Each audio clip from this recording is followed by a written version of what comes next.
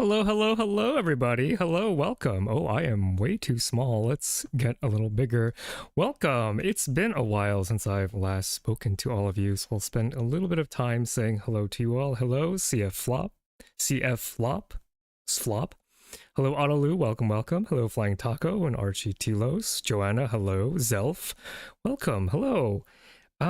Yeah, it's been a hot minute, especially because I had to cancel this stream last time I tried to go live with this because Perkinji, my cat, had an unfortunate GI situation of her own as she was hospitalized with an ascending infection from her colon, which caused inflammation in her liver and gallbladder, which is why she wasn't eating.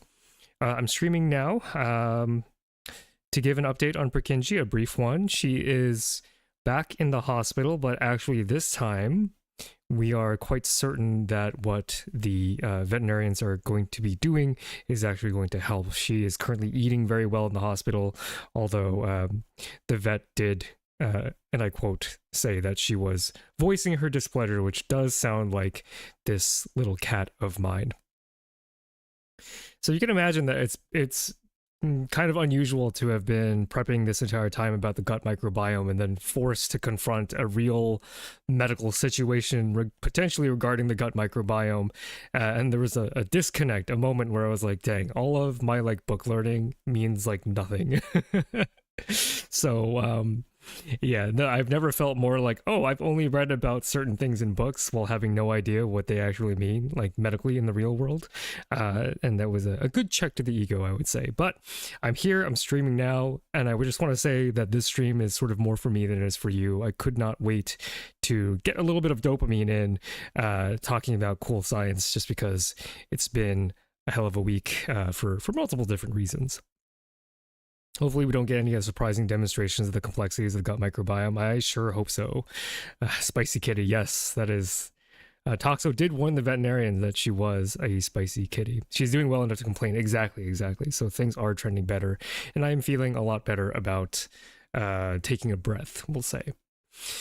So with that said, today we are going to be talking about intestinal fungi. And so this was a suggestion from members. If you don't know, if you join membership at the T-cell level or higher, you get to be involved in sort of the content creation pipeline and get to recommend certain topics for me to cover. And I thought that this particular idea was really, really appropriate. So let me quickly, I forgot to do this before stream, but I would like to credit the member that that came up with this suggestion. I think it was Trojnet, I believe. So thank you so much for the suggestion, because I really had a lot of fun doing the background research for this paper. Okay, so yeah, look at the new chat. I know someone splurged to actually have a chat that looks professional, and it's me.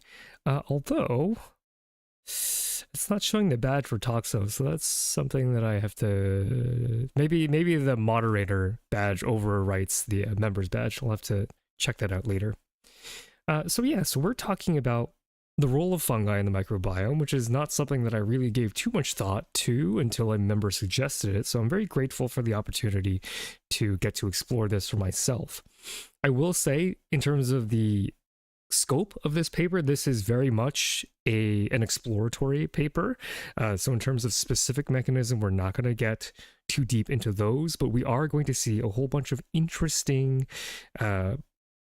implications for the state of the microbiome. And there'll also be a bunch of good moments to sort of challenge you, chat, in terms of really honing in on what we can actually say about the science that's done here. So this paper was published in Nature, which basically means that whatever this paper is, it's going to be flashy, because that is what Nature is known for. Flashy papers, potentially with high impact. So without further ado, let's get rocking, why don't we? So I want to start off just by, getting on the same page with understanding what exactly even are fungi. So fungi are an incredibly diverse kingdom where you have members of the kingdom range in all sorts of different lifestyles. So you have yeasts, which are unicellular, and then you have other members of kingdom fungi that exist as mold, which is kind of in between a yeast and a mushroom. Not exactly, but in terms of like how many cells are cooperating, unicellular yeasts are living free floating in solution, whereas molds are building networks with one another, and a mushroom is the extreme form of cell-cell cooperation, where they are actually forming complex structures. So fungi encompass all of these different interesting organisms that behave potentially in very unique ways across this kingdom. They are, of course, eukaryotes, so they are not to be confused with bacteria. So if we divide life into those three big categories, we have bacteria, archaea, and eukaryotes. Even though fungi, they are lumped in together with bacteria, a lot of the time when thinking about microbes, we have to keep in mind that fungi are closer to us than they are to bacteria, right? So this is a screenshot of a chat that the collab VTuber Spolax had sent me. So Spolax is a professional biologist, and this was apparently a group chat where he was talking about the merits of being in a bacterial lab. So I'll just read this out loud. Actually not, I work with prokaryotes. Eukaryotes are so difficult, man. I forgot splicing was a thing until a few weeks ago when I was at a seminar. So eukaryotes are capable of all sorts of complex things. We are, of course, much more complicated than bacteria. And one of those complicated things is splicing. So if you've watched my Prion video, you would be quite familiar with what this is. It's the whole like Spieve. She believed he lied. You know, you can take one stretch of DNA and code for a multitude of different proteins. But bacteria don't do that. And I love this response of the scientific equivalent of 2D girls only. And I really do think that that resonates. Bacteria are wonderful to work with because they are not very complex at all. That doesn't mean they're easy or not hard to understand. It's more of the fact that in terms of bells and whistles, there are way more bells and whistles on a eukaryote than there is on a prokaryote. All right.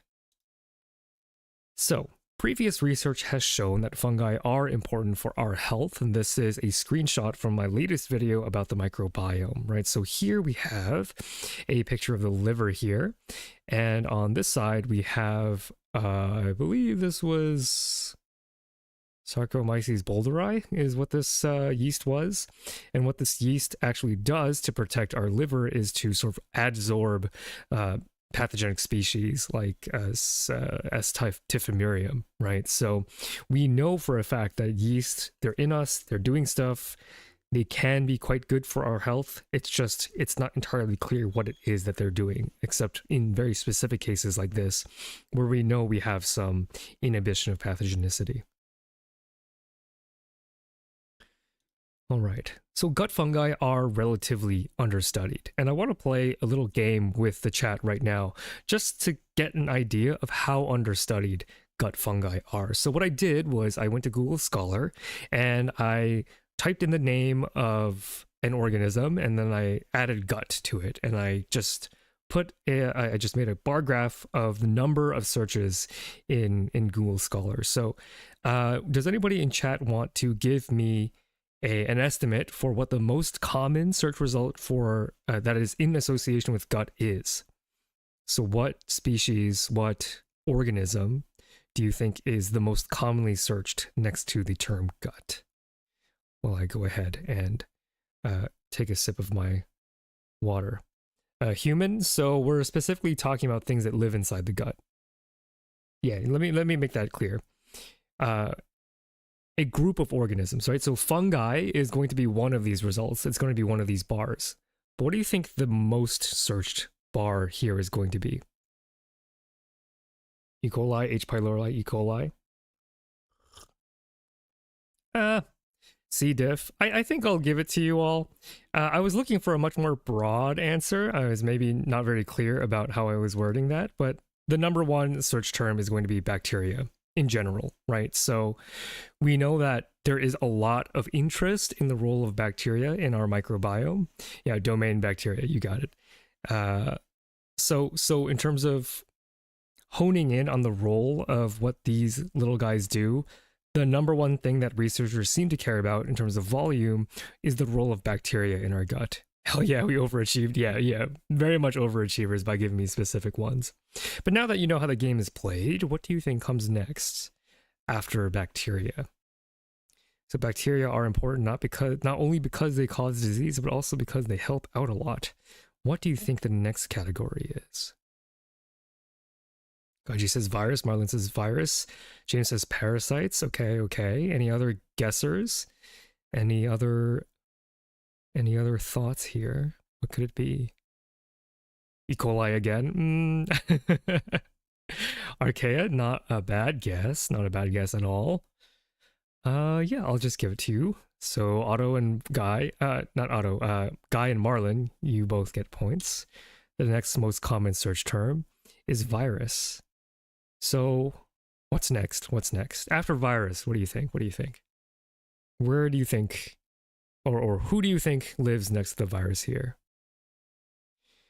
off-topic-ish question, but during my environmental science class today, I was wondering if allelopathic fungi exist. Could they theoretically evolve to form a sort of natural bioweapon? I'm not exactly sure what allelopathic means. I'm gonna have to elaborate on that. Lee says fungi, Edward says worms. Any other guesses? Going all in on E. coli. I respect that. I respect your conviction. Eukaryote. Okay. I like that. It's kind of casting a very wide net with the term eukaryote. But unfortunately for Clean Bag, I'm actually only going to give you partial credit because it's a little too vague. The next up is actually fungi. So you can actually see in terms of the relative popularity of fungal gut research compared to bacteria and viruses that appear to take up all the oxygen in the room. Just for fun, I decided to add a couple of more on here. So after fungi, what do you think happens? And I actually don't remember what this bar graph looks like. So your guess is as good as mine from here on out. What do you think is even less searched for than fungi?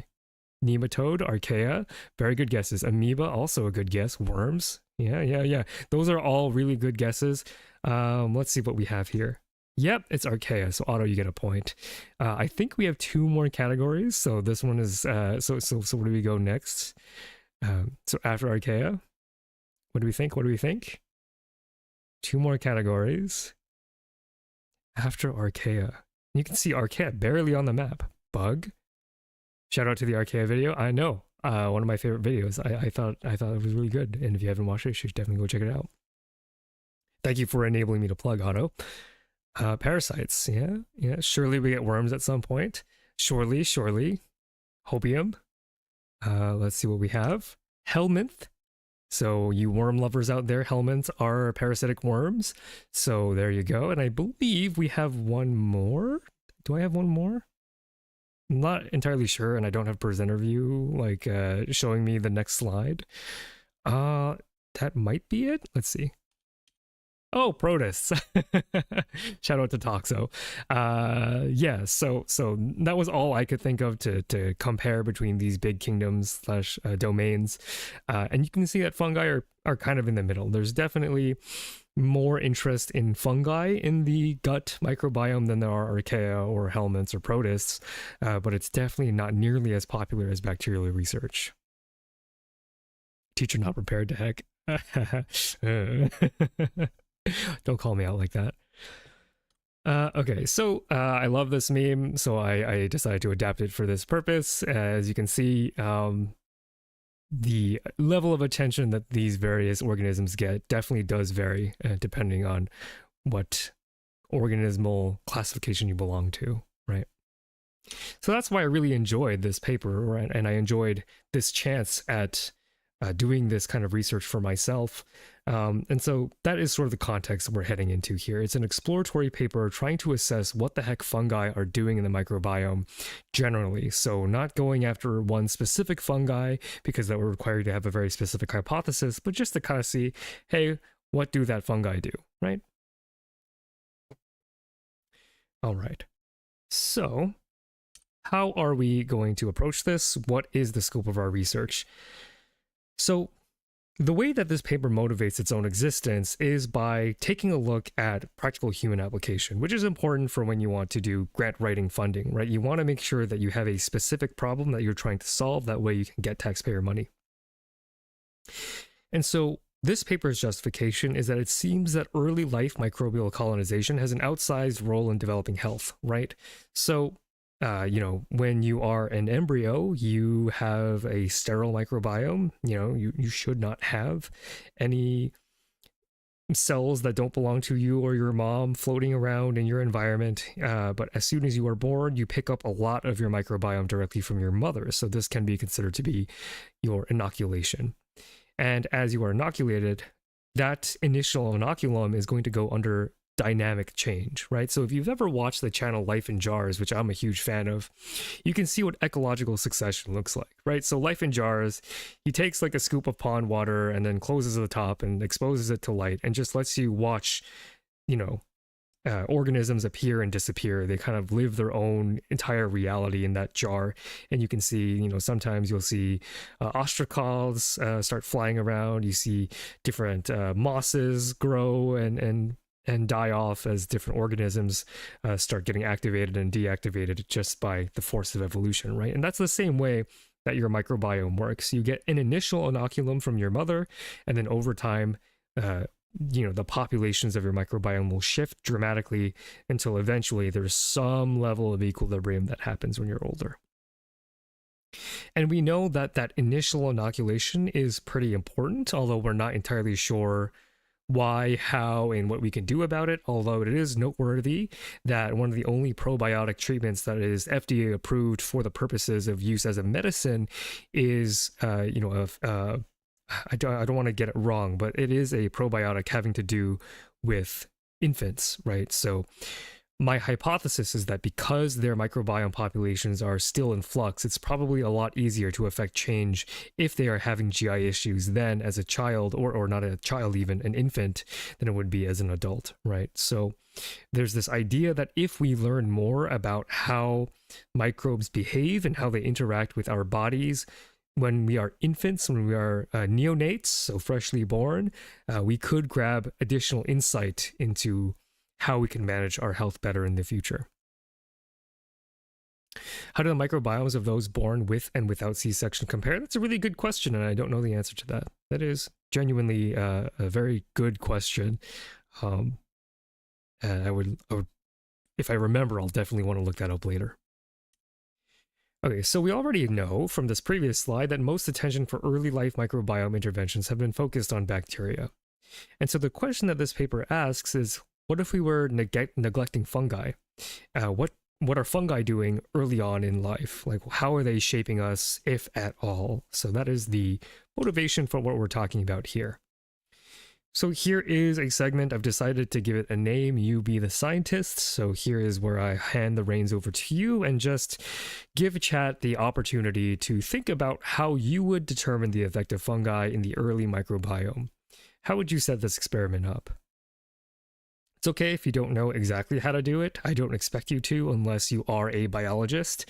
And I know for a fact that we have a couple of biologists in chat right now. But, don't feel afraid to participate anyway, because you might not even be that far off. You might just need some minor correction for what's possible and what's not. But I just want to harvest your ideas just to get the brain juices flowing, the synapses firing. How would you actually figure this out? Do I have to follow ethical rules? So let's say that to make it more interesting, yes. Interesting, like more challenging to think of, I would say. Can we give somebody fungicides? So there is an ethical issue with that, because you cannot knowingly do harm to a human subject. So in the context of humans, I'm going to say no to that, Archie. Start by sampling, observing what's present. So that's at this point already done. We'll say, maybe not fully, but definitely we have some idea of what fungi and what bacteria are in the microbiome. We just don't know what they do. So that's kind of the exact question we're trying to ask here. Either find a way to kill all the fungi in the microbiome, or find some other way of establishing a microbiome without fungi to compare with the microbiome that does have fungi. Maybe there's members of the population who are missing fungi for some reason. So this is an example, Marlon, of what I'm trying to push my own students to think of in terms of thinking very broadly, right? Because I found that one weakness that I had as a student was that I was always trying to go for the throat in terms of coming up with the exact details that I needed to get something to work, and that's actually counterintuitive. Your answer of finding some way of establishing a microbiome without fungi, that's a good thought. You might not know how to do that, but if you have a plan, if you have this strategy, you can ask somebody how to implement that plan. So in terms of the students in my audience, I want to sort of model that strategy of, you don't have to get it right on your first try. Just come up with a general approach, even if you don't think it's possible. Just come up with something wild, very broad, and then figure out if it's possible. That's a good approach, I think. My first thought was eliminating fungi, but that sounds unethical to do with babies. Yes, exactly. We would not be able to do that. Can I look at people born to immunocompromised mothers? So you can, but that's still going to be observational because you can't knowingly do harm, right? The title of this paper has causality in it, so something in this paper is going to actually use experimentation to establish a link of causality. So these suggestions, while good and also important, they're not really what this paper is going for. If it was purely observational, I would not cover this paper because I don't generally cover observational papers. They're just not as interesting to me. But I'm going to go off of what Marlon has said. So Marlon's hovering around the right idea. So actually, this is kind of fun. So I'm going to say that they found a way to establish a microbiome without fungi. And so I want to challenge the chatters here to come up with a potential way that could have happened. So Marlon is correct. They are going to remove or making a microbiome that doesn't have fungi in it. Something involving babies with deficient immune systems who live in completely sterile environment. When they are treated, see if there is a difference in fungal microbiota and look for differences. So Gaiji, you are getting closer to the right answer. I'm going to say you don't even need deficient immune systems, but you do need the sterile environment. What do we think? What do we think? What could we do? Even if we don't get an answer, to pause and just give us the time to be stumped, to challenge ourselves and to be confused. That's an important part of learning as well. And it's something that I think is essentially like Dora the Explorer, like, can you tell me what blah is? But like the adult version that's actually fun. Okay, so I think I'm going to move on here. I think we've sat enough in the realm of the unknown to now appreciate what the authors do here. So there are mice that are germ-free. And so there are mice that you can make that do not have a microbiome. They are born in completely sterile environments. I don't remember how the first microbiome-less mouse was made, to be honest. It might have been through successive passages through sterile environments, or maybe they really screwed one mouse up with all sorts of different drugs or something. But the point of the matter is you can get mice that are completely germ-free. So what you can do with these is you can actually inoculate them with a known combination of bacteria / yeast or yeast, and then just check their health. It's always mice. I should have seen it coming. Yeah. You can't really do that much experimentation on people. That's why I like to look at animal models. So does that make sense, chat? We are going to take mice that do not have a microbiome, and we are going to put in yeast. We are going to put in bacteria. We're also going to put in a combination of both. And we're going to see how those mice do later on in life as they grow up. All right? So that's the game plan. I swear I typed that, but it's not showing in the chat. I'll give you a point anyway. I believe you. Okay. So, obviously, you can't just put in every microbiome bacteria and every microbiome yeast. So what the authors do is that they took 12 known bacteria from the microbiome and 5 yeast from the mouse microbiome.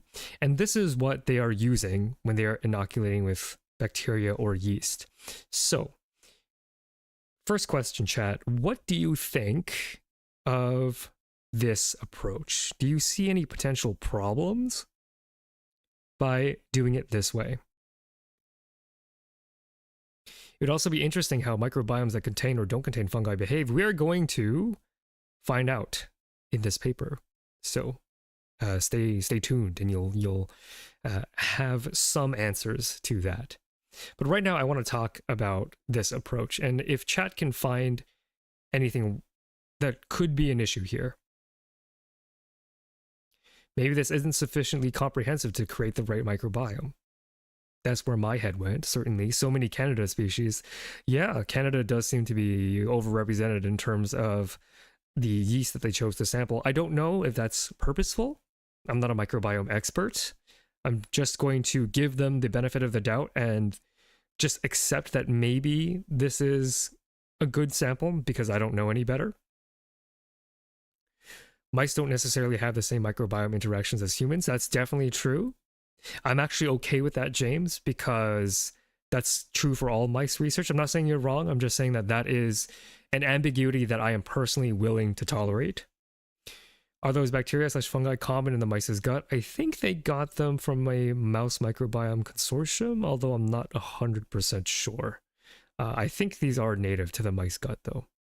Maybe a combination has the effect, but not individual species. Yeah. So, like, I think the appropriate level of skepticism here, for my personal taste, is some combination of what you're all saying here. But if I were to state it, it would be that we have to keep in mind that any result that this paper is going to show us is not generalizable to bacteria and yeast as domains, right? So at the end of the day, we just have to add an asterisk and say, this effect is happening with these 12 bacteria and these 5 yeasts. That's all I wanted to get across. So hopefully this models how a scientist would think very skeptically, and not even skeptically, right? I'm just making sure that whatever conclusions we draw are not overgeneralizable. So that's sort of the technique that I'm trying here, and that you are all participating in. Okay. So here's how they set up their experiment. We take mom, so mom is germ-free, and we gavage her twice. So what that basically means is that we take a tube and we pump her stomach with the microbiome samples. And then when she breeds, she will give birth to offspring, and then those offspring will inherit some of that microbiome through exposure through the birth canal. There's another element here, is that not only did they gavage the mom, they also spread the bacteria / yeast on her nipples. So that is how the offspring are being inoculated. So a couple questions here. Want to challenge chat to think about their experimental design. Why gavage mom? If we're talking about the offspring, why is it important that we gavage mom? And I may have given it away inadvertently just before. Also see parapsilosis is a pathogen. I didn't know that. Is it commensal? Is it opportunistic? Is it always pathogenic? Be curious to know, because that might change my interpretation by a little bit. So yeah, chat, why are we bothering to pump mom if we are not even studying mom? And why spread the inoculum on the nipples? Method of exposure matters. Yes. Embryos are sterile before they interact with mom. Yes, exactly. Colonize the birth canal. Yes, exactly. So gavaging mom gives their mom some time to develop a microbiome. Although I don't actually know if gavaging... maybe they gavaged her birth canal. I thought they gavaged her gut, but now I'm realizing that might not make sense. I'd have to take a look at the methods. Okay, I admit I don't know where they gavaged mom. I assumed it's the gut. I assumed that this circle, this empty circle here, means that they did gavage the gut, but I'm not entirely sure now. Antibodies in breast milk. Oh, yeah. That might be it. And yes. So Hair Days got it. Spreading inoculum on the nipples allows the offspring to take up the microbiome as they are feeding. So those are reasons why they did that. So I want to ask chat here, right? Is there anything problematic about this setup, right? Oh, Trojanet missed the start. No worries, we just started. So for a recap, in case anyone has shown up, we're studying the causal effects of fungal colonization on the mouse microbiome and health. And the way that we're doing it is we're taking germ-free mice that have never seen bacteria, that are completely sterile in that regard, and we are inoculating them with bacteria, yeast, or bacteria / yeast. So we gavaged mom, and I'm wondering, there's something about that I find problematic that I would like for you all to try to see if you can kind of get in my head as to why I find this to be slightly problematic, not enormously problematic, but just slightly problematic. And yes, so for those of you who don't know, if you join membership like Trojanet has here, you can actually suggest topics for me to cover in these journal clubs. They spread the microbiota on the nipple because babies lick nipples for milk. Exactly, exactly. Nope, you are not late, Alexandros. You are just in time. There might be some effects that only occur for mothers with a real microbiome. The simulation of a microbiome through Gavage might be incomplete. I will lean more towards the first answer that you gave, Yerlf. Is the external microbiome after developing for a bit going to be the right set of microbes for the gut? That's sort of something that we just have to be comfortable with because there is so much that's unknown about the microbiome. That's not the part that I find problematic. So why I find gavaging mom to be problematic is that whatever results that we get from here on out might not be the result of colonizing mice, but rather colonizing mom. Does that make sense? Like, I know why they gavaged mom. It's to maximize the chance that the offspring actually get the microbiome in a normal way. But as I forget, as Mandrake had mentioned, what if when you gavaged mom as she was pregnant, what if that changes her immune system? And what if her immune system changing affects the embryos developing? To me, that's a little problematic, and it's not, this isn't going to really be able to separate microbiome effects of mother on offspring versus microbiome effects on offspring from offspring.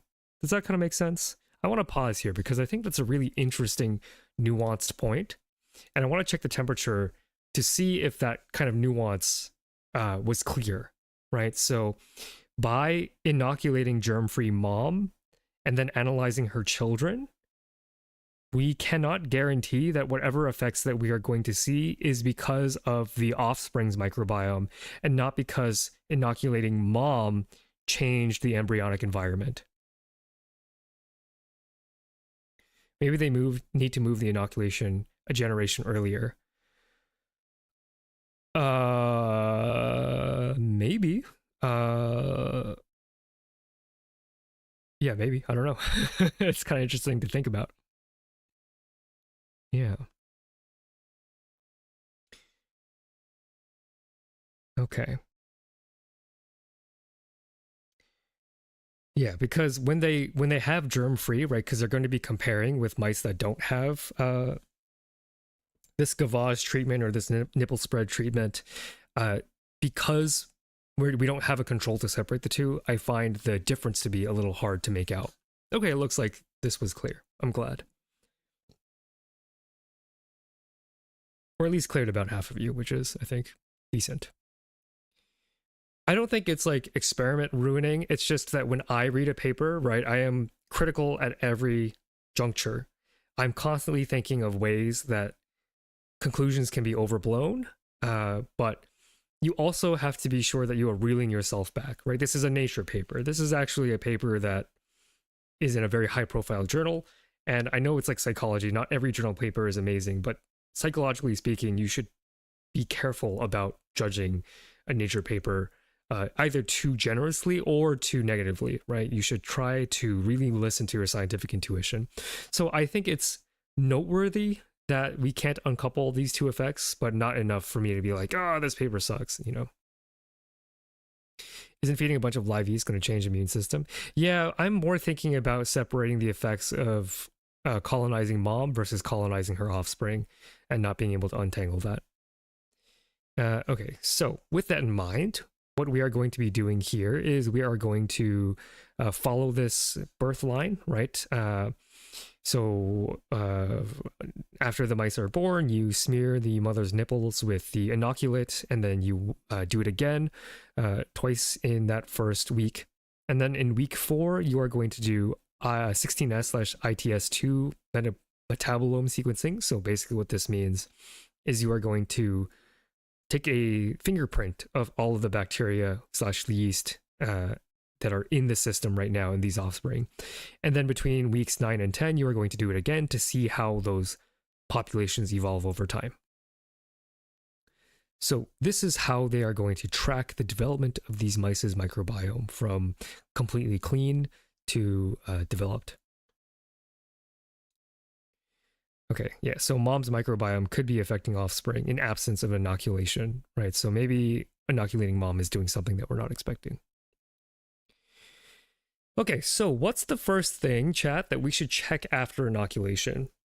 So we inoculated the mice, scientifically speaking, for those of you who are currently in training, especially. If you are like not thinking about going into science, this is less of an important question for you to think about. But if you are a biology student out there and you're thinking of designing experiments, what's the first thing you want to check after you inoculate? What would you want to make sure happened?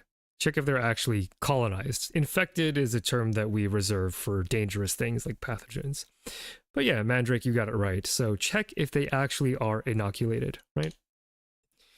So in order to do that, we do something called sequencing, right? So every species of bacteria, every species of yeast have a unique sequence that codes for a part of the ribosome.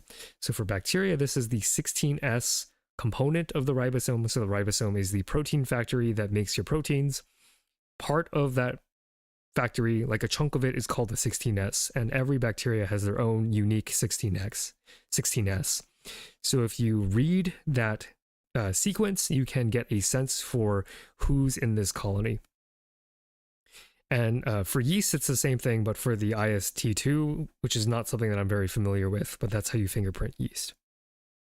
Wow, when they meant germ-free, they really meant it. I know, isn't that amazing? So let's take a look at this data, right? So let's start from here. So this is DNA, nanograms per microliter. This is how much of the DNA you can get by amplifying. qPCR, right? So this is amplified DNA. So you go in and you just amplify all the DNA that you can, and then you check how much of that amplification you actually get. So the germ-free bacteria, the germ-free inoculated mice, we're not seeing any amplification at week 4, and we're not seeing any amplification weeks 9 through 10. So our negative control, the thing that is supposed to not show a result, is working, right? So mice that have not been inoculated, they are showing no bacterial DNA. That's great. And so for yeast, it's the 18S. So we'll take a look at that data in a bit. But for bacteria, we see that if we inoculate with the bacteria, we get a statistically significant increase in DNA amplification. And that is persistent, although not different than the combined inoculum, bacteria plus yeast, right? So if you have bacteria, you find the bacteria in there, and you find it in week 4 and week 9 to 10. So it's not like you inoculated the mice and then there was something catastrophic and they're sterile again. No, it looks like these mice, when they get that initial inoculum of bacteria, it stays as bacteria, and it doesn't appear that there's any contamination in these samples. So this looks pretty good to me. The ITS region is located between the 5.8S and 18S RNA genes in fungi. Well, that makes sense. Yeah, it's another ribosome thing. If we take a look here at the 18S panel, this is testing for fungi now. And this is also kind of interesting because you get something, but not a lot, right? Not statistically significant. So this to me is a little sus at week 4, right? So even though these bars look like they exist, statistically, there's no difference between red and yellow, which is a little worrying. But by the time we get to week 9, we actually see that when you inoculate just with yeast, that they do quite well. Although I don't know what happened to the combined inoculum here. It's kind of bizarre. Okay, so the first thing that we're going to look at is we are going to look at the effects of inoculating with either bacteria or yeast on the raw sort of physiology of the mice. Okay, so here is your content warning. We're about to look at the GI tract of mice. So if looking at organs makes you squeamish, I would tab away and maybe just continue listening. And then I will let you know when the viscera are off the screen. So this is your last warning. 3, 2, 1. We're going to look at some organs. Okay, so this is what we're dealing with here. So this is the GI tract of a mouse, which is actually really surprising to me because I could not identify what these pieces were because these look quite different than in humans. So I was actually really surprised at how the gut is arranged here, right? So 1 here, this little bean, this little lima bean, this is the mouse's stomach. 2, this long pipe is the small intestine. 3 is the cecum, and 4 is the colon.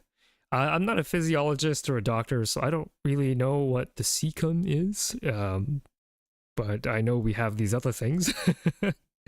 And I want to show you the raw data, because the raw data are what's interesting to look at and interpret for yourself. So we have germ-free here, bacteria here, yeast here, and then bacteria plus yeast here. And I want you, chat, to look at the GI tracts and tell me what you are seeing. Don't necessarily listen to what the scientists say what you should see. Trust your own eyes first, and then see what the scientists see. So if we compare the anatomy of the GI tracts between the different inoculum, what can you tell me? What strikes you as notable here? Cecum size is different. Yeah, I would definitely say so. To me, the cecum, that's where my eyes are drawn to. What else? What else? Length of the small intestine change. Yeah, for sure. Everything seems bigger in the germ-free. Yeah, it does to me too. Yeah, absolutely. Size and position, yes. Well, position is just, oh, I guess you mean like ascending and descending the intestine here. Yeah, like because the length of the intestine is longer, you get a difference in spacing. Or do you mean like the actual physiology around the cecum/colon? Germ-free mice have larger cecum. Maybe they were retaining nutrients better. Bacteria yeast seems to cause stomach degeneration. I love this because this is a trap that I had laid out for all of you. It's a little bit of a trap, and some of you have fallen for the trap.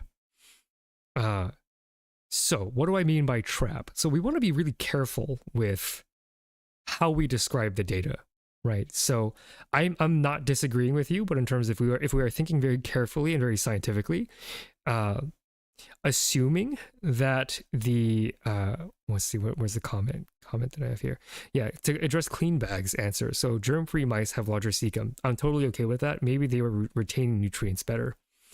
Better than what? Germ-free bacteria are still not normal mice. So there's a trap here when thinking about, oh, you know, bacteria like ruined the germ, you know, it's so much worse here, it's smaller, that must mean it's bad. We actually don't know what's normal. Maybe the germ-free intestinal tract is actually screwed up. Maybe it should be smaller. Maybe the bacteria looks more like a normal GI tract, but that's not represented in this data. Do we have a normal tract?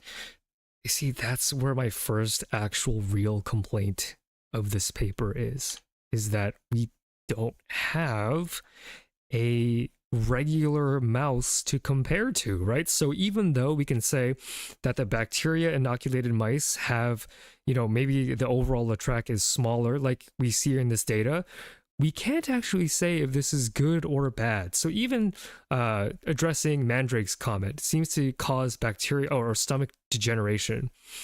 Is it though, or should the stomach be that small and the germ-free is actually too big, right? We actually don't have the normal mouse here. So keep that in mind, chat. Like that's an important trick to keep in mind, is that this is why I tell my students to never, ever in a paper when you are making figures, call your control, because control means nothing. Control is a meaningless term. Describe the control. And the authors did do that here. Their control is germ-free. But what that tells me is that we do not have a normal mouse to compare to as well. So yeah, that's kind of a bummer for me. But okay, so what can we say about what inoculation with microbes does compared to a mice that does not have a microbiome? That's what we're comparing to, right? And what we see here is that bacterial inoculation appears to affect GI anatomy. And we see here, we have, as you all have pointed out, when you are inoculating with bacteria, you have a shorter intestinal length. Yeast, it doesn't seem to matter. And then when you combine bacteria and yeast, you see that same effect as the bacteria, right? You get lower, smaller, shorter intestinal length. Don't know if that's good or bad, but it is shorter.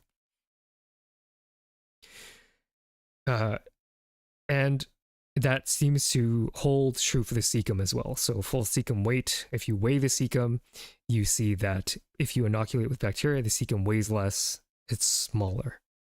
But it seems like yeast don't really do anything here.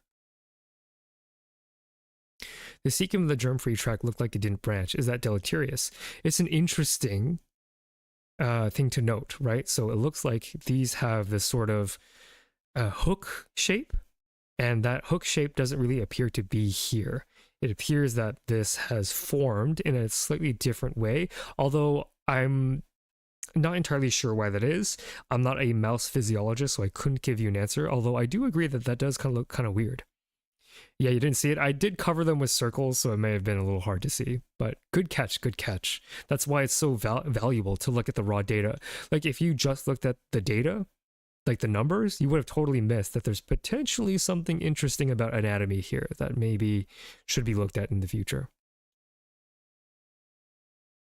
We have shorter digestive tracts compared to other primates from what I remember due to efficiency, so maybe that could be the case here, maybe. That could be true. I don't know for a fact, although that does drive home the point that we should not make assumptions on what is normal and what is not if we don't have a quote-unquote normal control. Okay, isn't that cool? I think that's a bit of cool nuance. I think that the traps that I set, for me, they're fun. I don't know if you all care, but for me, they're fun. Okay. What do we have next? Oh, yeah. Here's the point. What about normal mice? Frowny face. Don't have normal mice here. So bacterial inoculation also appears to affect fecal composition, right? So in terms of how much your poop weighs, it doesn't really seem to make a difference depending on the inoculum that you have, but the ratio of water to solids, that actually does seem to change with bacteria. So it seems that you actually get a more... solid sounds weird. You have a drier poop if you are inoculated with bacteria. I'm a totally new viewer with no science background having fun. That's good. I'm glad. That's what these are for. Yeah, so if you introduce bacteria into a mouse that doesn't have a microbiome, it's causes some changes with how they poop. That's maybe not surprising because bacteria are really important for how your poop forms. So that is not surprising, we'll say. Firmer stool, probably. Okay, so that's cool and all, right? We got to see a little bit of mouse anatomy, which was kind of neat. We got to talk a little bit about poop, but what about disease? What about the stuff that, you know, your taxpayer dollars pays for? So the authors want to look at a specific disease, IBS, and they want to know what the effect of the inoculation of the microbiome has on irritable bowel syndrome.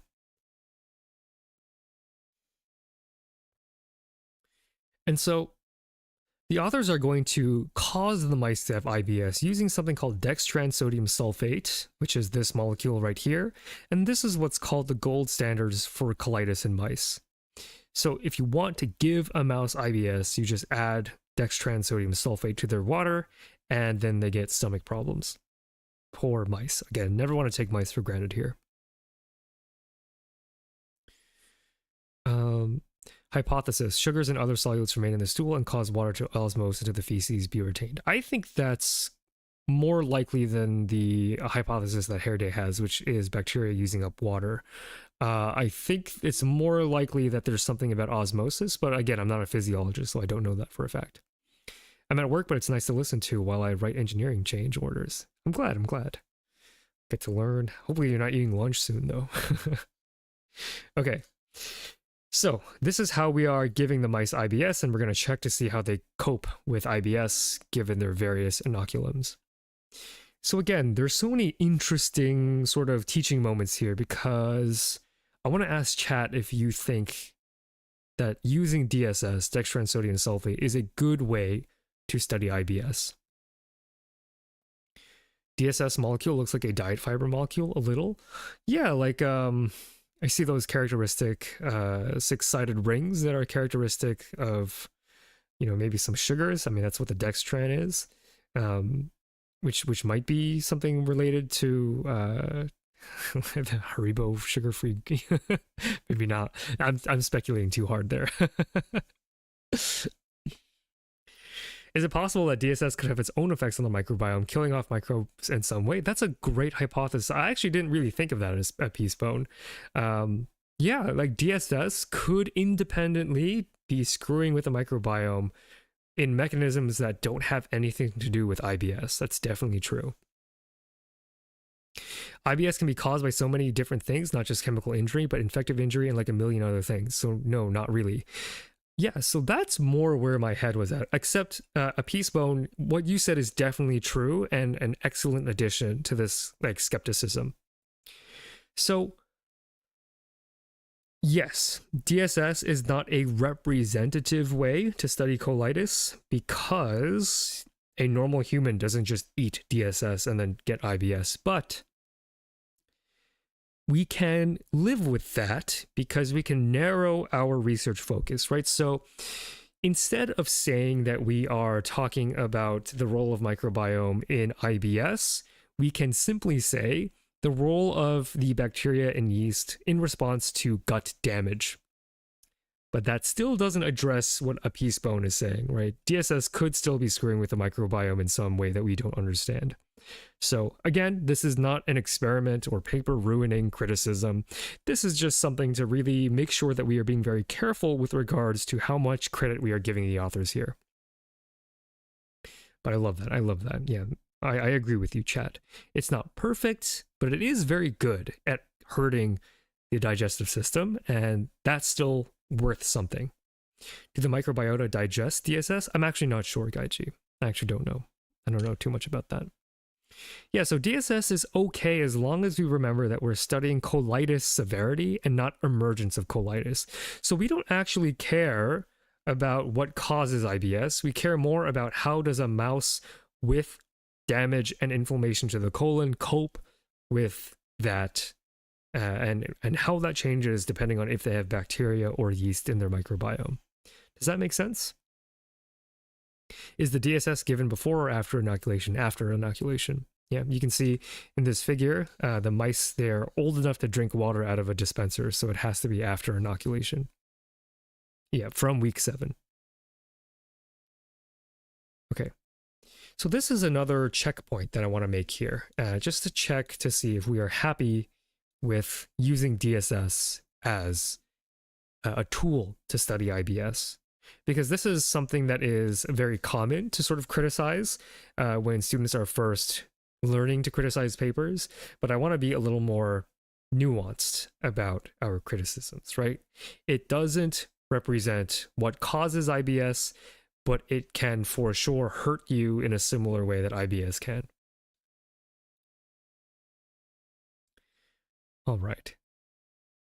Looks like we are getting to some level of consensus. I'm going to have a sip of my water, and we will see how your microbiome mitigates or maybe worsens the effect of IBS, which I think is interesting.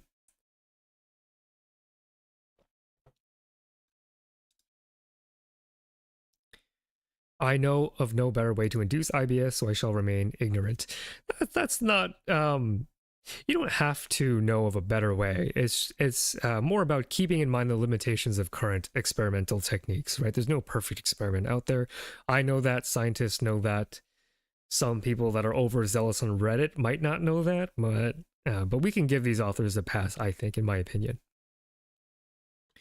Okay, so what can we conclude from DSS colitis mice? And so I changed the title of this because I think this is a good way to sort of look at the numbers yourself and to tell me what you think is happening, because the data are readable enough where you can do that. So taking a look at the data, you tell me what we're seeing here. And so here we see the control that we've wanted all along, right? We have in gray the naive mouse, so not a germ-free, just a normal mouse. Germ-free, bacteria, yeast, and then bacteria and yeast. So what does this data say? And for those of you who are wondering about these A's and B's, so everything that has an A is a part of the same significance group. So this is the same as this, which is the same as this, which is the same as this statistically. And if you have a B, you are statistically the same. So in this case, B and A, this green bar, this yeast bar, this bacteria yeast bar, these are statistically different. So that's the way that you should be interpreting that nomenclature, right? So we'll first take a look here when we talk about change in body weight. So what are we seeing here, chat? What's noticeably different from our controls here? What can we say? We'll just focus on the body weight first. And we're seeing a % change in weight. What are we seeing here? Might be a little tough, but I'll give you a moment just to, for funsies as I continue to hydrate. Maybe I'll get a donut to eat or something. It's all negative. Yeah, so throughout this experiment, and this is a good check for colitis, that if you have IBS, you're likely not eating very well, right? So we can kind of think that if you are not eating very well because you have GI inflammation, like Purkinje has, then you are going to be losing weight. So the observation that it's all negative is important because that means our IBS technique is working here. All of the groups had a decrease in weight, but the bacteria yeast group had the biggest. That is definitely true. Oh, is it true? Is it true, though? The magnitude of the average is true, but actually, if you compare the statistics, this blue bar is statistically the same as this gray bar. So I'm actually going to say that that's not true. Welcome, Silly Cat Boy. We are talking about how inoculation with either bacteria or yeast affects responses to IBS. What you missed was a pretty cool data point of looking at the guts of mice, the GI tracts of mice. So if you want to see what mice viscera look like, you can go back into the VOD. Naive and BY are on opposite sides of weight loss range. But again, they're actually statistically the same. It's hard to believe, but look at the variance, right? There's a mouse here that actually gained weight. And here, since the variability is all over the place, this blue bar is actually the same as this gray bar. So I'll point out to you that here, the only two bars that we can say are actually different is B and A, right? So these belong to two different statistical groups. This green bacteria, yeast, and then the bacteria plus yeast. So that's kind of interesting, right? So for the most part, none of these treatments had any effects statistically, just because of error. We can't really say, but it looks like between the bacteria and the yeast and the bacteria plus yeast, that there actually is a difference there. So it looks like when you add in bacteria after you've had your yeast, that it worsens colitis compared to when you have the yeast. So it's a little tricky to parse out because there are a lot of bar graphs here, but that would be what I would take away from that graph. Now we have spleen weight in this middle one, and I'll kind of walk through this one as well. So A and B, so these two bars are different. So between a normal naive mouse that still has a microbiome, you compare it to a germ-free mouse, you see that the germ-free mouse actually has a bigger spleen, right? So when we were saying earlier about the GI tract, about the bacteria containing mice having smaller GI tracts, it looks like this is kind of something that we can keep in mind, although the spleen, I have to acknowledge, actually has a very different immunological role than the rest of a gut, right? Because the spleen is in part an immune organ, and so a larger spleen might be a sign that your spleen is working overtime, cleaning your blood. So it's a little hard to interpret that, but we do know that if you are germ-free, that the spleen is larger. And then what else can we say? We can say that bacteria, this red bar is different than this gray bar, but the same as the yellow bar. So it looks like generally when we are adding in bacteria, we are generally seeing, especially because these two groups are actually different than the naive group. And then the blue group is actually different than the yellow group. So I know there are a lot of comparisons to make, but I just want to kind of illustrate to you that these studies are very complex and it does take a little time to parse out what these actually mean. The addition of bacteria seem to correlate with a larger spleen. Exactly. So, red, and I love that you said correlate, right? So, what else is going on? Mom got inoculated with bacteria, so maybe that's the actual reason, although that's unlikely, but something that we do have to keep in mind if we want to be good scientists. Finally, colon length. So, this one has the most dramatic differences, right? In the naive mouse, you actually get quite a larger colon than the germ-free. And then bacteria seems to decrease it as well, similarly to the germ-free. But it seems like when you add yeast, the colon normalizes to what it would look like in the naive mouse. So this is also really interesting, right? So now we're starting to get some answers here. So change in body weight, it's a little complex. Spleen weight patterns are kind of hard to see. The colon length is interesting. Adding yeast to a germ-free mouse increases the colon length back to what a normal healthy mouse would look like in response to colitis. Now, the naive mouse, the mouse without a microbiome, the naive mouse that is normal and has a microbiome, it's hard to know at this point if this is considered good, right? Because we don't have a measure of IBS right now. We just have some of this biology. But it is noteworthy that adding the yeast makes it look like a regular mouse in response to IBS. Okay, so here is where we start to see whether or not the inoculum affects severity of IBS by taking a look at when we find blood in the stool.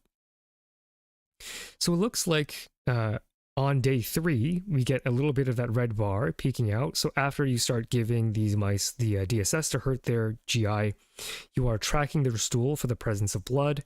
The earlier you find the blood, the worse it is, and the prevalence also indicates how bad it is, right? So the mice that were inoculated with bacteria only, they are the worst off.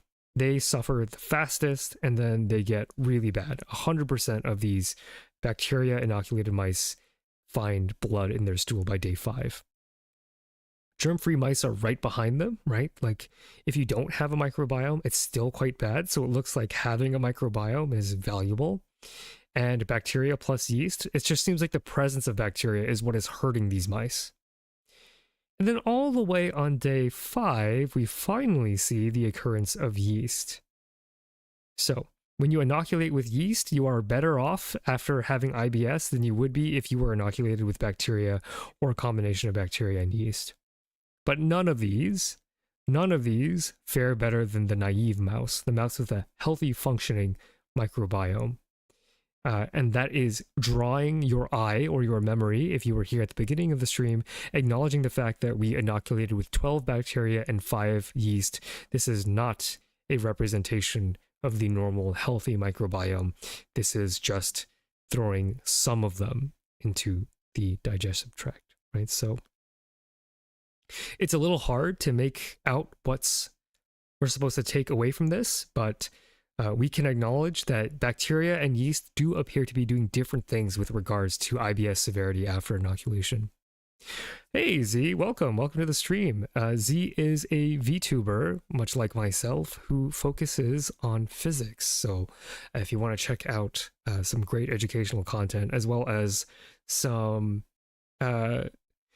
Z's found a very interesting and unique way to enjoy like science alongside her audience, including, I think you watched the recent SpaceX docking with your viewers, right? So if you're interested in experiencing some awesome space stuff with a streamer, I think Z is a great VTuber to go ahead and follow if you haven't already.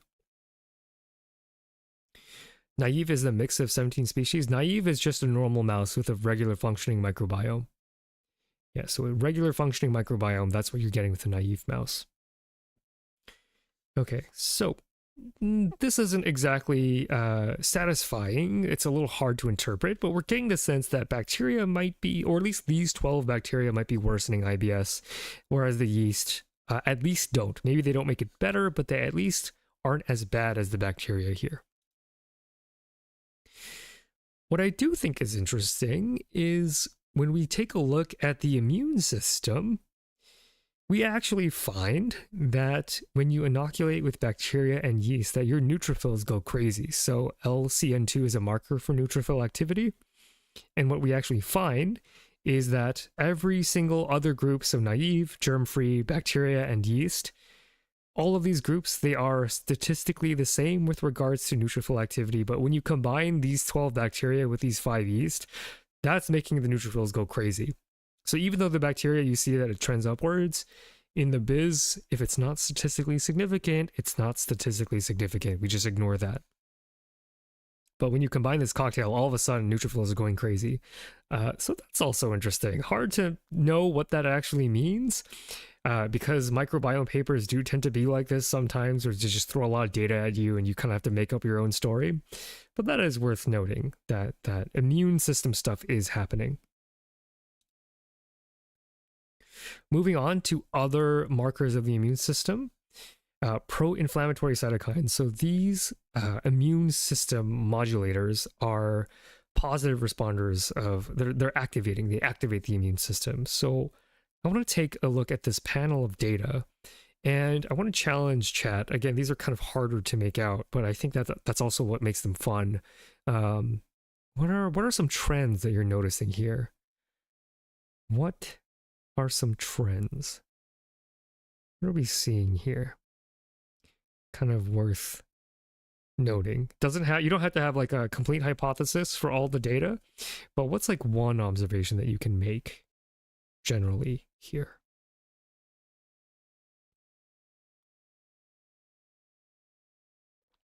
And I have to say, if you actually get the right answer, you beat me, because when I looked at this data, I was like, I don't want to like look. It's so hard. I don't know what to make out of this. But there are some noteworthy, interesting things to look at here.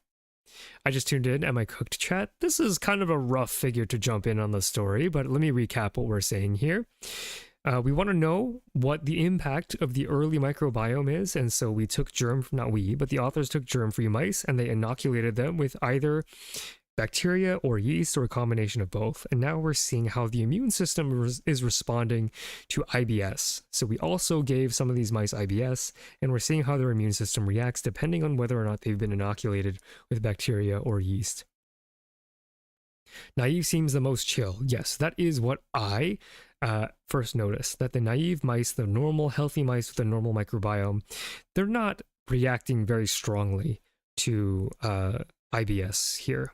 And maybe that's a good thing so that we don't get crazy inflammation. And indeed, we find that in the IBS mice, the regular healthy mice don't end up with any blood in their stool after 5 days. So it's correlated. Can't say that that's related, but it is correlated, happening at the same time.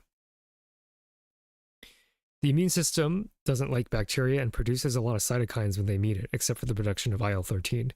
I would say that that is taking it a little far, but I definitely agree that the immune system doesn't like these 12, right? To really make sure that we are saying exactly what we mean here. The naive mice also have bacteria. It's just that they have the normal bacteria. Here we gave them 12 and they don't seem to be playing with the immune system very well. Bacteria seem to set off a greater inflammatory response. Yeast seem to modulate that. I love that. I love that because that is sort of what the authors are picking up on here, that there's an interesting interaction happening between blue, green, and red here. We'll take a closer look at what we mean by that.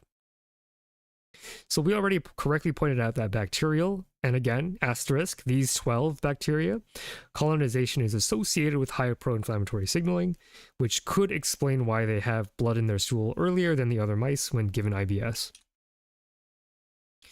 Addition of yeast, and I love the way that you phrased it, Alexandros, can modulate the immune response. So this is a very neat tool, a very neat word that we can use when we want to describe something complicated. So the blue is not just red plus green, right? Red is bacteria, green is yeast, blue is bacteria plus yeast. If the bacteria and yeast don't cooperate or antagonize or interact in any kind of way, we might just assume that green plus red equals blue. And what we're seeing is that that's not the case, right? It looks like for GM CSF, I don't actually know what cytokine this is. It looks like bacteria are high, yeast are low, and then BY is kind of in the middle. That's kind of weird. INF gamma, we see that blue acts differently than red and green. Blue acts differently than red and green. Blue is acting different than red plus green, right? There's something going on here. Maybe some level of antagonism. Maybe competition between yeast and bacteria. Maybe, definitely. That's definitely a valid observation you can make, which I think is very cool and very interesting. Although, again, what's frustrating about these papers is that I don't have anything to hang my hat on yet, right? There's not a dramatic conclusion I can make. It's just a bunch of correlations so far. So let's recap here. The story so far is that colonization with yeast alone has been shown to not be important for gross GI anatomy with or without colitis, except for colon length. So it looks like bacteria are indeed maybe more important, again, because we only tested 12, not all of the species, but in this setup, it appears that bacteria do contribute more to the shape of your gut. We also know that various metrics indicate that bacteria containing inoculum resulted in the most severe colitis symptoms, and that inoculation with yeast might be able to modulate the immune response during colitis or IBS. So it appears the 5 yeast that they chose, maybe they're doing us a service, or at least in these mice, a service to calm the immune system or to calm the symptoms of IBS. Certainly interesting to think about. So the question is how? And Gaiji already answered one potential model is that maybe the yeast and bacteria are fighting each other. And that when you inoculate with yeast and bacteria, the yeast make it harder for the bad bacteria to survive, thus protecting the body. Certainly an effect. And I was actually going to take the space here to hypothesize, but I think, Gaiji, you have a pretty good, reasonable hypothesis as to how this interaction is happening. Okay, so I don't remember why I have this slide here, but I guess just as a reminder, early life microbial colonization has an outsized role in developing health. Where am I going with this? Okay, so we are now going to take a look at this early life dynamic change and talk about bacterial communities. So this is sort of going down the path that Gaiji, I think, where you want to head towards in terms of figuring out whether or not the yeast and bacteria are fighting one another. It's not going to be directly answering that question, but it is going to sort of give us hints as to whether or not that's happening.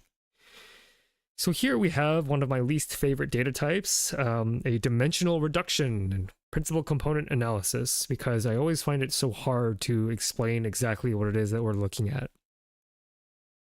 But basically, there are multiple different dimensions by which data can vary.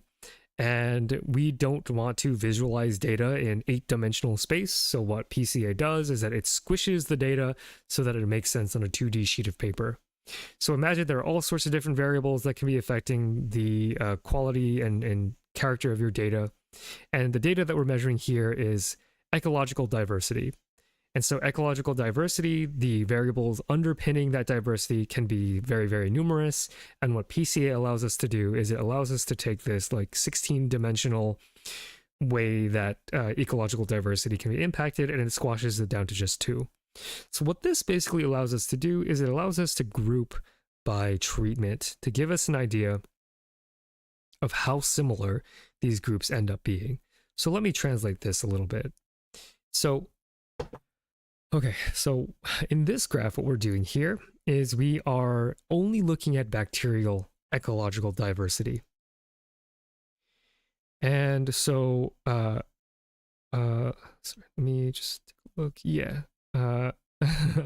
And so if we see in week 4, this is earlier on in life, right? These are younger mice. We see that the bacteria inoculated mice, and we see that the bacteria plus yeast mice, they are very distinct. They are very different in terms of their ecological diversity.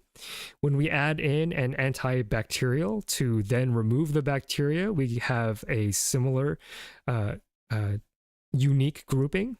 that is overlapping with the bacteria plus yeast group. And then similarly, we remove the fungi from this group in purple.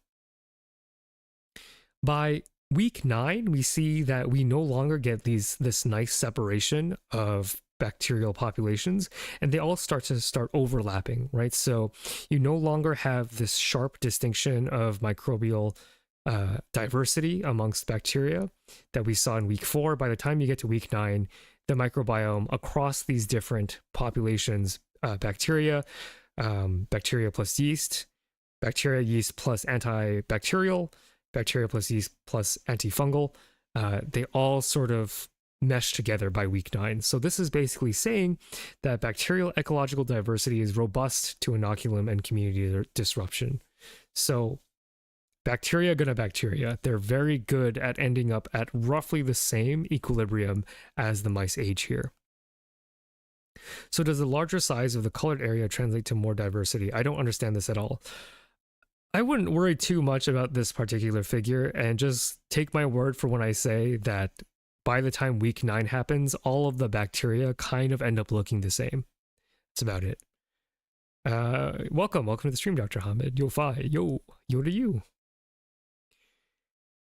Yeast, however, the yeast ecological diversity is much more sensitive to inoculum and community disruption. So in week 4, we have these individual groups, right? They all look pretty different depending on what you inoculated with. But by week 9, they still look different. So the yeast are clustered here. So these populations seem very similar. And then you have these more diverse groups. So what this is basically saying, and again, I wouldn't worry too much if we don't really understand this graph. We basically want to compare week 9 for the bacteria and week 9 for the yeast, and realize that in week 9, everything starts to kind of look the same. And in week 9, for the yeast, they all are still looking quite different. We want to fly Among Us. That might be a possibility in V-Theorem's future, to have a group collab where we play Among Us. I'm a terrible liar, by the way. I am a notoriously terrible liar. I really hate playing social deduction games because I hate lying. So I would be maybe comically bad, and maybe that's content. So here's the cool justification for this paper, though, right? Because bacteria, it seems like, yeah, whatever you do, you add antibiotics and whatever, they end up looking the same. They don't appear to care too much about what their history was. But yeast, it looks like the initial conditions, T equals 0, the initial conditions that you inoculate a mouse with, they appear to keep their differences over time. So this means that maybe a lot of this dynamic change could be driven by yeast, right? Like yeast, they're not like going along with whatever the other microbiomes are doing. Once you are inoculated with a certain population of yeast, they like to not vary too much, or rather they keep their individuality depending on the initial inoculum. So if we want to think about what is a healthy newborn microbiome, maybe we should actually be thinking more about yeast, because it appears that that is more sensitive to change. Like we could be focusing more on the part of the microbiome that might actually matter for a newborn, which I think is a really awesome thing to get from this data. Could it be due to replication rates? I wouldn't pin it all on replication rates. I mean, certainly bacteria are much faster than yeast, but I think that's a little too far unproven. I wouldn't be surprised if that ends up being the right answer. I just don't know if it's the right answer here. Sure, you're a terrible liar. Of course we believe you. Yeah, maybe that's the play. Maybe that's the play, is I just lean really hard into playing up my innocence, and then actually I'm an amazing liar. Are mice affected by antifungals? In what way? They certainly work. How well they work is a different question. Okay, so this is another way that we can interpret the ecological diversity, and this is a lot easier, I think, to look at than PCA. So this is measuring something called alpha diversity, or the Shannon index. So higher number means more diverse, lower number means less diverse. And again, we see the same thing, right? In week 4, things could be different depending on what treatment you get, but at week 9, they're all still pretty diverse within the bacteria. Like there's a lot of different bacteria. The PCA tells us that they're probably the same bacteria, but we have a difference. We don't have a difference in bacteria. Fungi, however, is a different story. Right here, we see that there is a lot more fungal diversity when you combine bacteria and yeast at week 4. And actually, if you only inoculate with bacteria, you don't have a lot of diversity at all. If you remove the fungi from the by treating with fungicide, and you sort of let the mice grow up sort of normally after that, you see that you recover some of that diversity. So it kind of looks like you need maybe a little bit of bacteria to enable there to be dynamic changes in yeast. So that's also sort of an interesting thing to realize, right? Like if you just put in the fungi, they don't really, there's not a lot of diversity in there. But then when you add in that bacteria, all of a sudden things start getting a little more diverse, which I think is pretty cool. So someone had mentioned that there's a lot of Candida here, and that's interesting to me because I've recently started learning and reading a lot more about how Candida function and what their role is in our microbiome. And for any of you medical people out there, you might not be surprised to hear that because Candida albicans is a very significant opportunistic pathogen that I would love to talk about one day. So C. albicans, usually if you're healthy, not a problem, but if you are immunocompromised, like if you have HIV, all of a sudden C. albicans can be a big freaking deal. It can actually be quite dangerous to be caught out with a C. albicans infection. So it doesn't really surprise me that if we are testing for the relative abundance of different species of yeast, that C. albicans is quite high in most conditions. And when you add the antifungal, that goes away, right? So this is your proof that the antifungals actually work. When you add antifungal to the bacterial plus yeast, you remove the Candida, which just makes sense. There is one notable exception here. So chat, is there anything here that looks surprising to you? Right? Candida being pretty dominant in all the conditions doesn't surprise me. We know that it's an opportunistic pathogen. We know that it's vicious. If Candida albicans is allowed to form infectious, to adapt an infectious phenotype, we know that it is quite difficult to deal with. But what strikes you as surprising here? There's one other figure here that is surprising.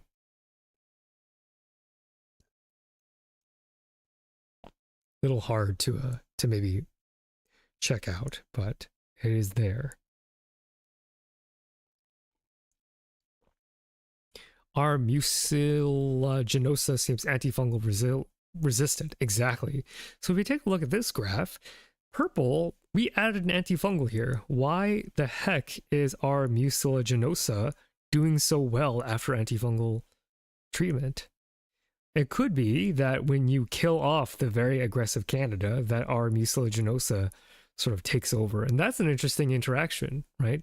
That's implying something about the immune system post-infection that allows something like our mucilaginosa to thrive, whereas our mucilaginosa, you see in these other treatments, it's barely on the map. But once you add that antifungal, all of a sudden, our mucilaginosa gets to play. I think that's fascinating. Okay, here is a correlation table that I initially did not want to show because when I see correlation tables, my eyes just glaze over. But when I actually looked here, in terms of like, this is now actually addressing Gage's question or hypothesis that there is competition between yeast and bacteria. So let's take some time and let's kind of see naturally where our eyes draw to. So chat, which one of these columns or rows seems the most interesting to you? And let me teach you how to read this. So this is a correlation table, and it's color-coded. So if you are white, you have a correlation coefficient of 0, which means that one variable on one axis does not affect the other. If you are deep red, that means when one variable goes up, so does the other. If you are deep blue, that means when one variable goes down, the other one goes up. So they are anti-correlated. If you see a plus, that means that the difference is statistically significant. So red means you go up together. Blue means one goes up and one goes down. So where does your eye go to when you see this table? What's striking about this table? Because there is something very striking here. Or which row, which data points? So to be clear, like just to get across what I'm saying here, this whole row, this is C. albicans, and then each box is showing the correlation with some other metric. So a lot of these are bacteria, but then there's also the 16S. So this is bacterial diversity. And then, yeah. So that's bacterial diversity. So is this. And then the rest of these are different bacterial species. The last line in the first column, exactly. This column and this line, to me, that's the most interesting, although there are other interesting bits here. So a peace bone, C. albicans and B. longum both seem to have really aggressive negative correlations with almost everything. Yes, that is so interesting. I love that you have picked up on that. Longum doesn't play nice. Same with albicans. Yes. There's something about longum that is inhibiting. So all of these are bacteria. So I should have mentioned this earlier. All of these are bacteria. And then on this axis, we see yeast, except, yeah. So ITS, even as Shannon, these are metrics of the ecological diversity of the yeast. But here is yeast, and then these are bacteria. So sorry, I didn't really explain that earlier, but hopefully that makes more sense. So it looks like albicans, this bottom row, and longum, this column, they don't play nice with their respective members, right? I call this greedy. So if you have high C. albicans, that is decreasing overall bacterial diversity. It's decreasing the amount of T. murus and F. plateauitai and M. intestinal, I don't know how to say these, C. clostridiform, L. reuteri. Like, if you have a lot of this, every bacterial population starts to suffer. And the opposite is true. If you have more of these bacteria, you have less of the C. albicans. I'm surprised about the very few positive correlations, to be fair. It is surprising. It shows that the relationship between bacteria and yeast is not so simple, right? And that's why, like, if there's a guy out there claiming to sell you a pill that'll help your microbiome by giving you a probiotic, like, look at this data. It's complicated. Like, you have to make sure that your probiotic actually colonizes the gut. And if you watched my latest video, you'd know that that is very hard to do. Part of that hard to do might be C. albicans just making every bacteria's life so much more miserable. So this is my shout out to C. albicans. I'm not an expert in this. I only recently started to read about this, maybe for a 5 video one day. But again, it's a generally commensal, so you do have C. albicans as a part of your normal healthy microbiome. But it can flip to pathogenicity, and when it does, it's kind of a big deal, especially if you are immunocompromised. The thing about C. albicans that makes it so nasty is that it can form biofilms and hyphae to avoid immune system detection and combat. And so what this graph makes me think of is maybe C. albicans is being held back by the presence of bacteria. You can't get that from a correlation table because it is a correlation table and not a causation table, but it is worth thinking about. Maybe C. albicans is being inhibited by the presence of a lot of different bacteria, which would be pretty interesting. Criminy, that it grows hyphae in the body is nuts. Oh, I'm about to show you something crazy, Alexandros. You are not going to like this. Okay, so if you watched my video, my fungal, my microbiome video that I recently released, this is actually the video that I used, and I'll add the description, the credit for this, because I think I forgot to do that. Oops. This is the video that I used, but I actually zoomed in to this video to hide something happening. Okay, so let me get this to you straight, chat. The red, we have macrophages, and in green, we have Candida albicans. And I want to watch this video a couple times because it is disgusting. I'm not going to add any explanations. Some of you in my Discord have already seen this. Oh, if you haven't joined the Discord, let me go ahead and grab the invite link before I go ahead and show you quite possibly one of the nastiest biology videos I've ever seen.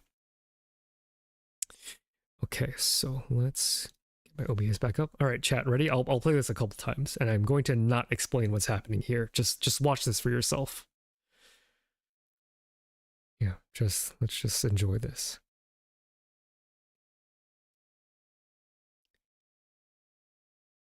Chad, what's happening? What's happening? I'm scared. What is happening to the macrophages? I'm scared.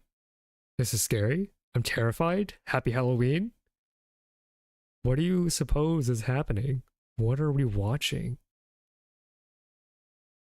Nasty. Nasty. Disgusting. That is crazy. I'll play it one more time and then I'll explain it. But here we go. Macrophages doing their job, hunting down Candida albicans as they are supposed to, eating them up. But then something strange happens. And the happy red macrophages trying to digest the Candida, but something disgusting is happening. Something absolutely abhorrent.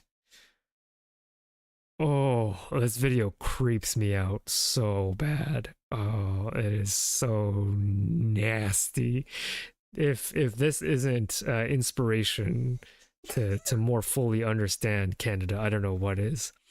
Yeah, so chat, you got it right. They are the Candida albicans are forming hyphae within the macrophage. Now, remind you that macrophages are no slouches. They contain lysosomes and all sorts of different chemicals that destroy pathogens, that blow up their membranes, that chew up their proteins. They make bleach, for crying out loud. But Candida albicans inside the macrophage can actually activate pathways that allow them to hyphate. And this hyphasation, I don't know if that's the word to use here, but the fact that they form hyphae, this protects them from macrophages, kills them from the inside. That is brutal, gruesome. No wonder they can become such a problem. Exactly. Like, this is not okay, right? You don't want this happening to your cells. Oh, it's like when they eat the Candida, it doesn't kill them. They start growing the hyphae. Yeah. The Candida are capable of surviving within the macrophages and then forming these hyphal networks, and it is not pleasant to look at. So Candida is interesting. Sang, long time, catch you live. Welcome back. Good to see you. Since Sang, you are here, I'm going to play the video one more time because I can't get enough of this. What we're watching here is red macrophages eating a species of yeast called Candida albicans. And what we are going to watch is them slowly succumbing to a fungal infection. These Candida making hyphae out of the corpses of these macrophages. Absolutely disgusting. Again, these yeast are a part of your normal healthy microbiome, but when they flip to pathogenicity, you can see how devastating those effects potentially are. It just looks so creepy. It's such a nasty video. Very cool though, very cool. Okay, so with that in mind, I also had just looking at these two columns. So longum, as someone pointed out, apparently longum gets just absolutely griefed by all of these yeast, right? So the 5 yeast that we have, they all seem to decrease the frequency of B. longum or are correlated with a decrease in B. longum. And L. reuteri also seems to be relatively griefed by yeast as well. This is interesting to me because I know that L. reuteri is one of these very good for you. Like, people want to sell you a probiotic pill of L. reuteri. So it's interesting to note that it tends to get griefed by all of these yeast. So macrophage eat yeast, but yeast is winning. Exactly. In this particular case. I think this is what people think cordyceps will do to them. Yeah. I mean, cordyceps, I'm actually not that qualified to talk about cordyceps because I'm not like a fungus person, but if I ever have a chance to collab with fungi people, I will let you all know. Okay, some other interesting observations, as someone pointed out, that there's more red here than we would expect. It looks like R. mucilaginosa, L. orientalis, and C. parapsilosis. Jesus, these names are so hard. these yeast are bros, right? So the more are mucilaginosa you have, the more bacterial diversity you have. L. orientalis also seems to be a team player. So that seems pretty interesting to me. I don't actually know too much about these yeast. Maybe they're probiotic, I don't know, but it's cool to see that there are species-dependent interactions within the microbiome in this paper. What does this table tell? So this is a correlation table. When you see red, it means that this variable on the y-axis and this variable on the x-axis, they co-vary. So as one goes up, so does the other. And in blue, it is the opposite. So when one goes up, one goes down. What we're seeing is C. albicans, that green yeast that we saw in that last slide. That yeast does not like the presence of bacteria. The more albicans you have, the less bacteria you have, because these are all bacteria. The opposite is the R. mucilaginosa, which is sort of a cooperative yeast. The more R. mucilaginosa you have, the more bacterial species you have, which is kind of interesting. So we are kind of unfurling the interactions between the individual species in our sample, which I think is very cool. This is a quick figure. I figured I'd throw it in here, but I just wanted to show that the yeast don't really affect the fecal microbiome. So in here we have green, the yeast, and then this green is almost completely overlapping with the germ-free in terms of this dimensional reduction. I don't want to spend too much time on PCAs, but this is kind of an important point for when talking about the microbiome. So this is important because the colon, your large intestine, is dominated by bacteria. So if you are using stool samples to sample the microbiome, you are potentially losing out on all the yeast that are doing other things in other places. I'm actually unsure if there are yeast in the colon to begin with. It's something that I have to go ahead and look up myself. Is this all gut microbiome bacteria and yeast? No, this is actually a very small sample, just 12 bacteria and 5 yeast, which is, as we said in the beginning of the stream, that is one of the limitations of this paper, that we're not testing every bacteria and every yeast, but just 12 and 5. Yeah, so when you're reading a microbiome paper or hearing about a microbiome research paper, and they do fecal microbiome sampling as a way to measure the microbiome, it might be sort of important to note that the contribution of yeast might be a little undervalued in the feces, I'll say. So we have to stick pros in beyond the colon. Ouch. Yeah, it's not pleasant, which is why fecal collection is the most common way. It's not very invasive. It's very easy. No one's getting hurt here. But yeah, depending on the research question, you might want to try for something more invasive if it means you get better results for your specific hypothesis. Okay, so here's something else that's interesting. So the presence of yeast, now we are looking at immune cell populations in regular mice. So not thinking about IBS, just like what does your immune system look like when you've been colonized with bacteria or yeast or a combination of both? And again, with this powerful term modulate, there's not really an obvious pattern here, but it does vary, right? Like the blue is different than red plus Y in a lot of these cases.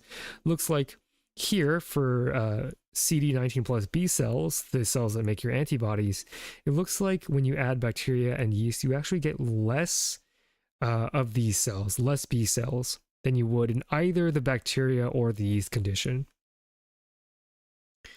And that appears to be true. Like we don't really see a simple pattern when we are comparing BY, B, and Y.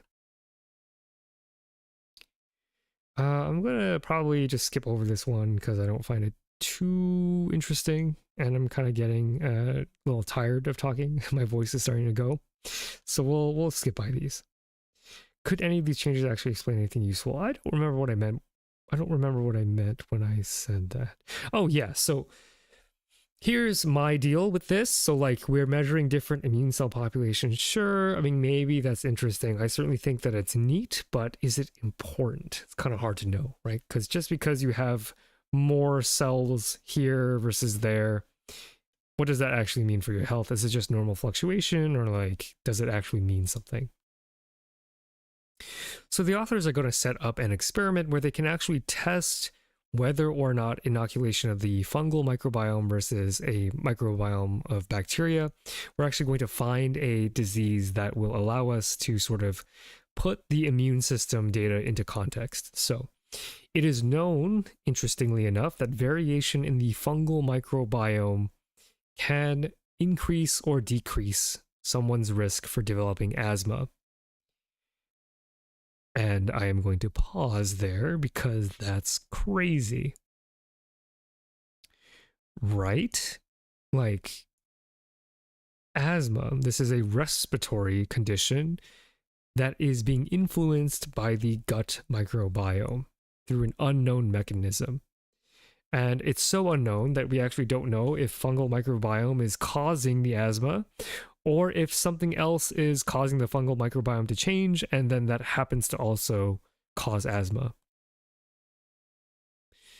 Fungal microbiome in the gut affecting lung? Exactly. Bizarre. Bizarre.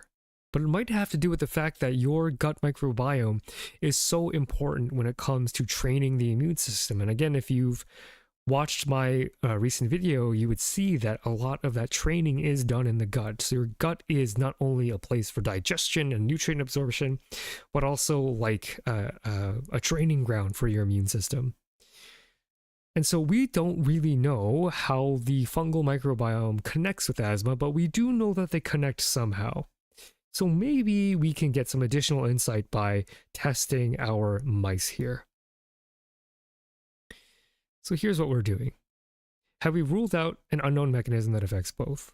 I should have had another diagram. I just didn't put it there, Alexandros. So that's included in this sort of like, we don't know what the mechanistic link is. Okay, so here is our experimental system. So we are going to sensitize mice to ovalbumin. This is egg protein. So we are going to essentially make the mice attack egg protein, to become sort of allergic to egg protein. This is kind of how we are going to be giving the mice asthma. And so how we do this is with intraperitoneal injection. I think I said that word right, but correct me if I'm wrong. Basically, we are going to inject the egg protein solution into the mice, and we're going to do that twice so that the body learns what the egg protein looks like.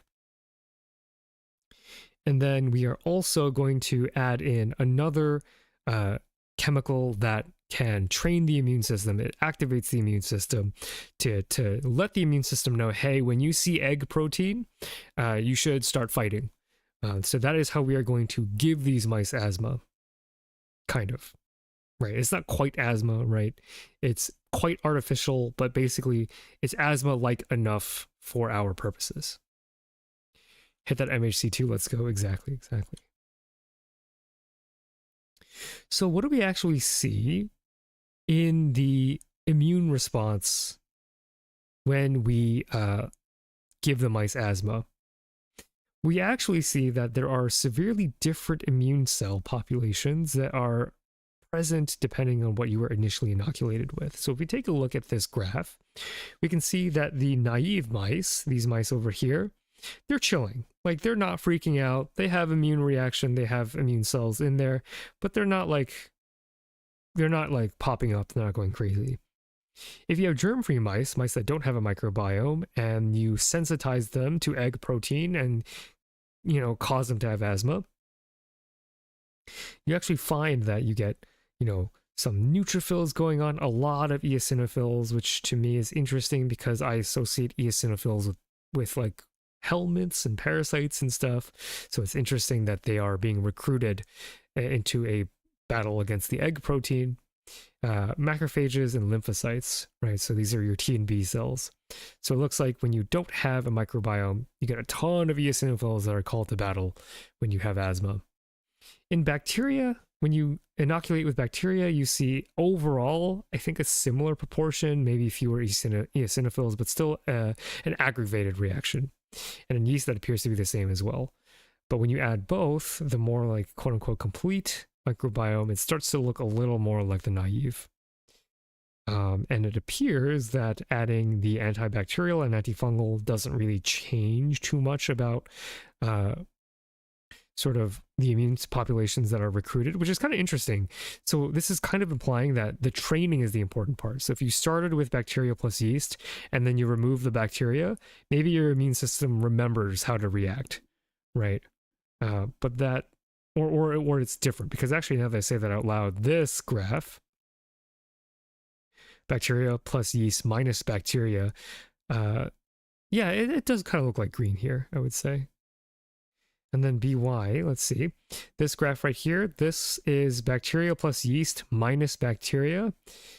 And that kind of looks like, minus the fungal, sorry. And that doesn't really look like red, so it's a little hard to make out. Again, these graphs, very hard to interpret. It's interesting to me that in the naive group, the macrophages are the largest group by far, but in the others, it's less than half. Yeah, exactly. It's kind of changing the character of what's happening. And I actually think it makes sense to recruit macrophages to an asthma attack, right? Because asthma is generally something that you just need to clean up, like an offending antigen that you're allergic to that isn't like a cell, right? Like dust, common asthma triggerer. So it makes more logical sense that that's happening in naive, in the healthy mouse, which kind of implies that these mice, their immune systems have no idea what's happening. It's like, oh, what's happening? Maybe it's a parasite. Go eosinophils, something like that. I mean, that's over interpreting. Maybe I'm projecting a story on top of it and going too far, but that's kind of how I'm thinking when I'm looking at this data. For the involvement of eosinophils, maybe the reaction against ovalbumin is allergic. I see a link with asthma and hygiene hypothesis. Am I getting the function of eosinophils wrong? Ooh, did the immune cell forget what eosinophils do? Let me Google this real quick. I thought eosinophils were parasites. Parasite killing. Are they actually the allergy? Oh, they are the allergies. Oh, okay, so I got that completely wrong. Okay, my bad, I made a mistake. So yes, so thank you so much for correcting that. Otherwise that would have been on record uncorrected, which would have been very embarrassing. So let me go back and correct myself. So eosinophils are not the parasite killers. They are the asthma. They are the allergic cells, the cells that respond to allergies. So you're absolutely correct, Guy G. I was wrong. So let me reinterpret that data now, and I am now seeing that in these inoculum, in the germ-free, for example, we actually have a huge allergic reaction as measured by population of eosinophils. And actually in the naive one, they're not as prone to that allergic reaction, which I think is interesting. So very cool. So that actually makes the data make more sense that eosinophils are now popping off because you have an enhanced allergic reaction, when in the naive mice, they're a lot more chill. Okay, so if we take a look at the individual populations of cells, we can kind of compare. So naive mice across the board here don't really upregulate the population of these different immune system cells. The germ-free, they generally seem to have one of the more aggressive reactions. So in eosinophils, right, like we saw in that earlier graph, we're popping off, we're fighting the we're doing the allergy thing, we're doing that. It looks like when you have bacteria, it seems to be slightly dampened across the board compared to the germ-free. But what's interesting about inspecting the role of yeast in particular is that the macrophages are called into play. So I'm actually wondering, now that I have a more accurate understanding of what these cells do, sorry, eosinophils, I wonder if this is adaptive. I wonder if it makes sense to recruit macrophages to help clean up the offending antigen. Unfortunately, I don't think that they measure how bad their allergic reaction is. They only measured how bad the immune reaction was. So I really wish they would have tested, or maybe had in their main paper. I don't know if it's in supplemental, but I would have liked to see whether or not the yeast inoculated mice had a less severe reaction to ovalbumin than the other mice did. Kind of interesting. So the overarching conclusion, and I know that it's not a super satisfying one, but it's the one that we can draw, because this is somewhat exploratory, is that If you inoculate with these 5 yeast into germ-free mice, then they play a role in regulating the immune system. Super broad, and we had a ton of caveats, right? Like, this is not representative of the healthy microbiome. We took 12 bacteria, we took 5 yeast, and we just kind of played around with what just trying to separate if there were any broad differences between those two groups. So of course the response or the conclusion is going to be that satisfying, but the minimum truth unit I can come up with is that yeast interact with bacteria and they interact with your immune system. It's maybe not the most groundbreaking thing to discover, but it is a good starting point. What is the difference between allergic reaction and immune reaction? So an allergic reaction is an immune reaction, but I'm actually not an expert in how the allergic reaction works. Maybe one day I will learn how it works and then I'll make a video about it. But the allergic reaction is a specific subset. It's a type of immune response in reaction to generally a harmless substance, so like dust or pollen or animal dander, things that aren't going to kill you, but your immune system learns and fights it off anyway. So any questions or concluding thoughts that you have about this paper? Because I believe, that's my last slide. Why don't I tab to an aesthetic looking, maybe I should. Yeah, maybe I'll have this up here. Yeah, so what do we think about this paper, chat? As I go ahead and add in, what would be, too big. Just have my classroom here. It's not quite the right size. Oh no. It's gonna look silly if I do this. Do this, and then I just cut this off. Maybe that'll do. That'll do. We'll just normalize back to our classroom. Yeah, Chow, what do you think of the paper? Did you learn something? I sure as heck learned something. I'm not super sure what it is that I learned because, again, the conclusions that we can draw are kind of limited with regards to, I like to pick papers that are more mechanistically solid with regards to, I like telling stories and I like picking papers with good stories. And this paper, to me, it didn't really have an amazing story. What it had was a lot of interesting threads to think about. But for me, that's not really what I'm into in terms of my scientific taste. But I'm curious as to what you all think. Certainly interesting. I think so. Like, it's interesting, I think, more in the art of the science that was done behind it, which I think was pretty solid. Just, I wish we had a normal intestine to look at. But other than that, I think it was a good attempt to sort of disentangle sort of this interesting question.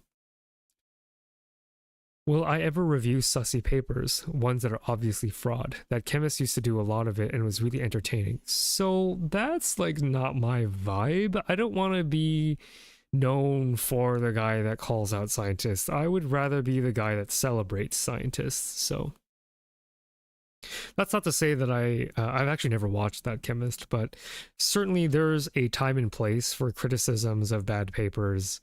I've certainly toyed with the idea of covering the original anti-vax paper. I say that quietly. I toyed with the idea, but I just don't want that to be my brand, right? I don't want to get famous for that.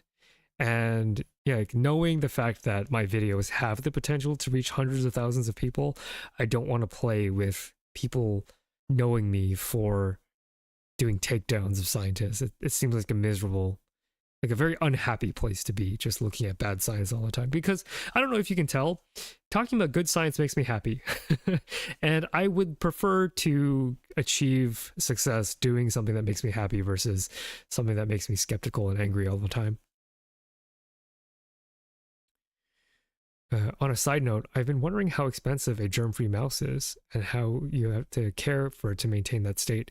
Yeah, they have to grow up in like a bubble, basically. You have to have very specialized equipment to filter out any bacteria, and you have to be suited up. I think they are very expensive. You can actually just look them up. Just look up Jack's Jack's Laboratory germ-free mouse, you might be able to find one. And if you do, why don't you go ahead and drop the number in chat? I'm sure that would be interesting. Most papers lead to that we need to learn more.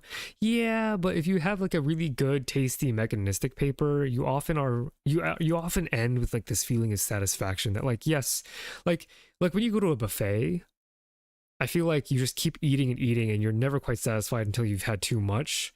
But when you go out to a restaurant, sometimes if the restaurant is very expensive, then you eat your meal and then you convince yourself that you're full and that you're satisfied, and then you go home and then you're happy.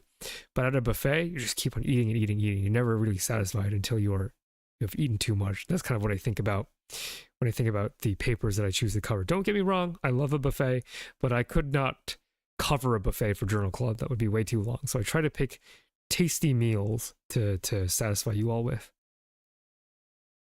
Not sure what to think about the paper. It's quite wide in what they tried to test. Yeah, they tested a lot of different things that didn't always seem related, but the impacts on the development of the guts was quite something. Yeah, that figure about the fact that if you don't have a germ-free, if you have a germ-free microbiome, your guts actually look different. They're different sizes. It's pretty wild.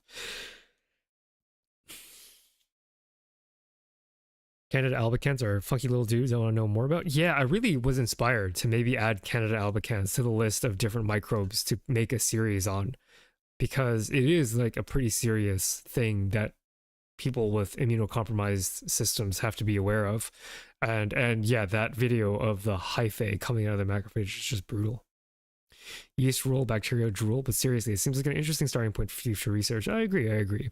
Maybe there's a way to knock out species in naive mice to see more concrete results. Yeah, I don't know about that one. Are there ways to specifically kill specific single populations of bacteria? None that come to my mind immediately. I'd say that that's probably pretty hard, but I don't know enough to really know that for a fact. Yeah, maybe there's a way, I just can't think of one right now. Future research means give me more grant money. It always does. That's the fun of it. Do you interesting clip your own live to see? Oh no, I don't clip my own lives. I just don't have the upkeep for it. Eventually, if I ever make like a decent amount of money from this channel, to hire someone who can clip the streams, I would definitely be interested in doing that. It shows that we need to research more, but I'm not sure what to think about this. That's what I was left with too. Like, it was interesting, but because of the caveats, you know, I generally pick papers based off of the title and the abstract, and then I've already committed to showing you it. And as my advisor, my PhD advisor used to say, like, it's worth reading some papers that you maybe don't love just to sort of keep your mind open and try to get what you can get out of the things that you want from it. So like, it's a nature paper. Enough people thought that this paper was great for it to land in Nature. So I don't want to say it's a bad paper. It's just, for me, my personal taste, it wasn't quite to my liking. Right, I'm not a huge fan of olives, and this was like an olive heavy dish. So I don't want to be too mean, or maybe I just didn't understand it fully. That's always a possibility. Maybe I'm missing something, but that's what I've got. If it makes you feel better, the paper and its author have been torn to shreds in the public sphere. Is that true? Did this paper go poorly? I'm surprised. What source are you pulling that from? That's kind of interesting. I learned a lot about reading graphs, and very interesting to see all the complicated interactions between bacteria and yeast. Yeah, again, that's why, like, if someone's trying to sell you a probiotic, oh, dude, I wish it were that easy. I wish you could just take a pill with bacteria in it and it would actually do something. The vast majority of probiotics in the market, because of America's relationship with supplement regulation, you can never be sure what's actually in there, if it'll actually work.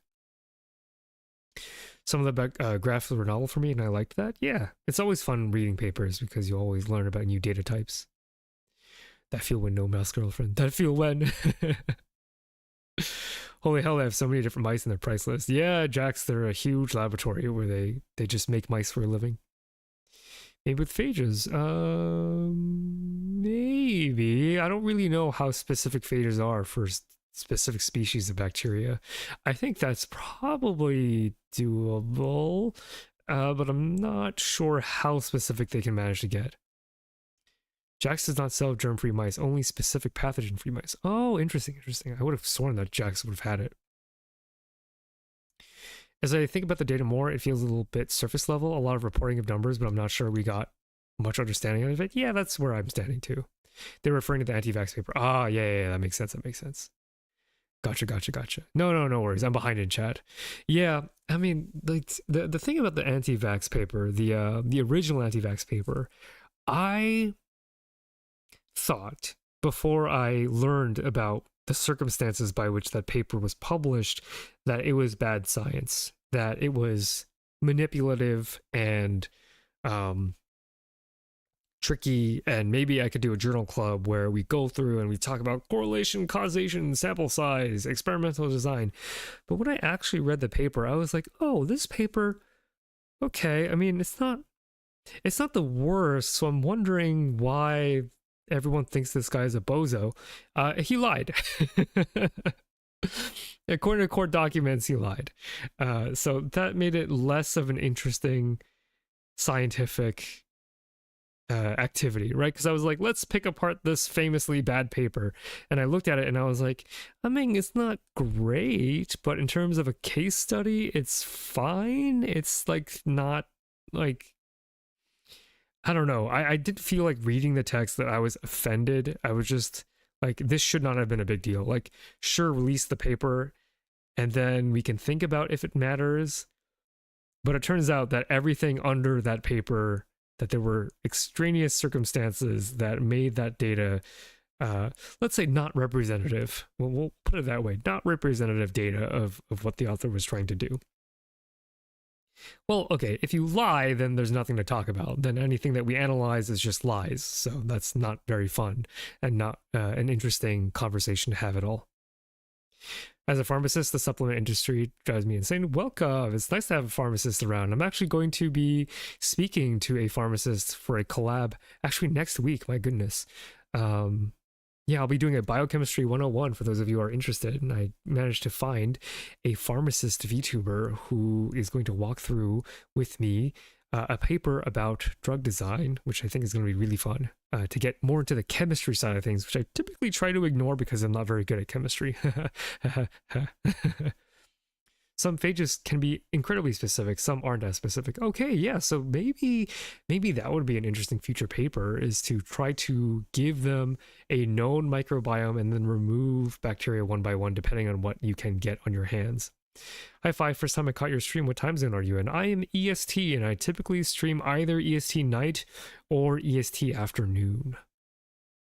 But welcome. We're just chilling, we're just chatting about biology now. Something I would be interested would be like, what are red flags for a study of results that aren't trustworthy? This is more, I think, like Cideray's domain. Cideray is a co-member of V-Theorem, a VTuber group that I have helped co-found, that there were a bunch of streamers that do like talking about misinformation and making sure that we educate our audiences, and misinformation is more of her domain. I prefer to stay out of that realm. Drug design, yeah, drug design, or rather, it's not so much drug design, but assessing the mechanism of a drug, because drug design, that's like almost too chemistry for me, but like drug mechanism, that's just enough chemistry for me. Like not taking down an individual paper, what things would a reviewer publisher look at to decide if information is reliable? So that's kind of what we do here, is that we take a look at these methods and we make our own judgment calls, like, okay, what are the limitations, what we would like to see, what are important controls. So like we're already kind of doing that. We're kind of reviewing ourselves. Now, to be very transparent about my own qualifications, I spent 6 years in graduate school attempting to get my PhD, but then COVID happened and then I left to teach biology. So like, I'm not like an expert, nor have I actually been a reviewer, but this is not that different than the mental process that a reviewer would have, right? They are evaluating the science for quality, we'll say. I'm already going crazy reading supplement papers. They are conflicting with one another. Meta-analysis is not always gold standard. Yeah, that's why I don't do medicine. Like the epidemiologists and the pharmacists, and I can't remember the other professions, but if you are in a profession where your job is to check if something works, Godspeed. That stuff is so boring to me. A meta-analysis, I'm absolutely sleeping. But if you talk to a psychologist, again, side array is one. That's like their whole life is like looking at conglomerating different papers and trying to see if there are trends and trying to find ultimate truth. For me, there's more beauty in looking at one paper, looking at how well they designed that paper, and assessing their conclusions. To me, that feels a lot better. Like, that's why I'm kind of careful about, like, you shouldn't really come to my stream to learn facts. Like, sure, you can take a look at this paper and go, oh, what did I learn from Fi's stream? I would prefer you learn to keep a careful eye on what the controls are, and keep in mind what correlation versus causation is. I would prefer you learn those skills for me. I don't really care that you learn that fungi modulate the immune system. That's kind of not my whole deal, because to be truthful, if my goal was to teach you actual biology, like what is true about biological systems, I would pick review papers. But there's no elegance, there's no design in a review paper. They're just summarizing things that other people have done, so I find them less fun to cover. That's what I liked about the chemist video. He was more or less critiquing the fact that the journal missed such obvious red flags. Yeah, but I mean, I don't want to lean into cynicism. That's why I pick papers from good journals. I try to avoid journals with known reputations that aren't very good, because I think it's more useful and more interesting to criticize a paper, but then to criticize yourself, right? Because I think, and correct me if I'm wrong, I think that chemist just goes hog wild and like really skewers these authors.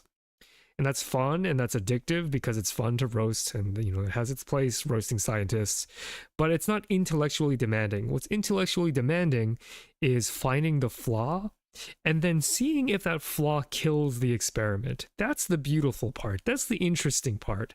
And if you just do that for bad papers, then that's not, like, you're not getting smarter by doing that. You're just watching a roast, you know, and again, that's entertaining. I get that, you know, I'm not saying that chemist shouldn't be doing that. What I'm saying is that what I want to do is to sort of modulate, to acknowledge that you can criticize, but you can also self-criticize so that you get closer to truth instead of just always criticizing. Because believe me, when I teach journal clubs, right, because part of the classes that I teach, you do this presentation. You pick a paper and then you present the results. And I've had journal clubs that have gone pretty catastrophically because the student got a taste for criticism, like maybe had a taste for what it's like to criticize a scientist, and that taste is addicting, because once you start seeing flaws, you see it everywhere, and then it gets very fun to be like, this experiment's bad and that experiment's bad and this one is not perfect, and then you can't trust this, you can't trust that. That's simply not true. No experiment is perfect, and it is much more valuable as a scientist to adapt the mentality of always thinking to yourself, okay, no experiment is going to be perfect, but what can we learn and what can we not learn? It's just better to do that than it is to just roast papers, which is good for YouTube views, but not good for my mission of education.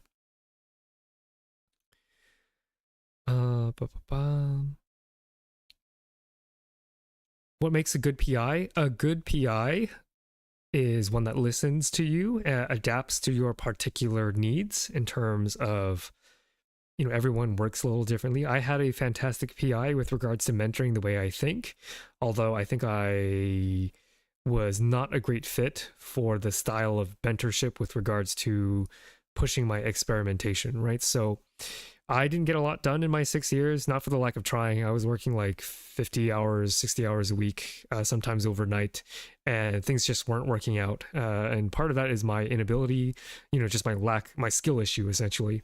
But part of that can also be like an incompatibility with working style with your PI. But other than that, like the reason why this series exists, the reason why I'm capable of explaining my thought process and why I love doing this so much is actually because my advisor is amazing. Like, she essentially taught me how to think.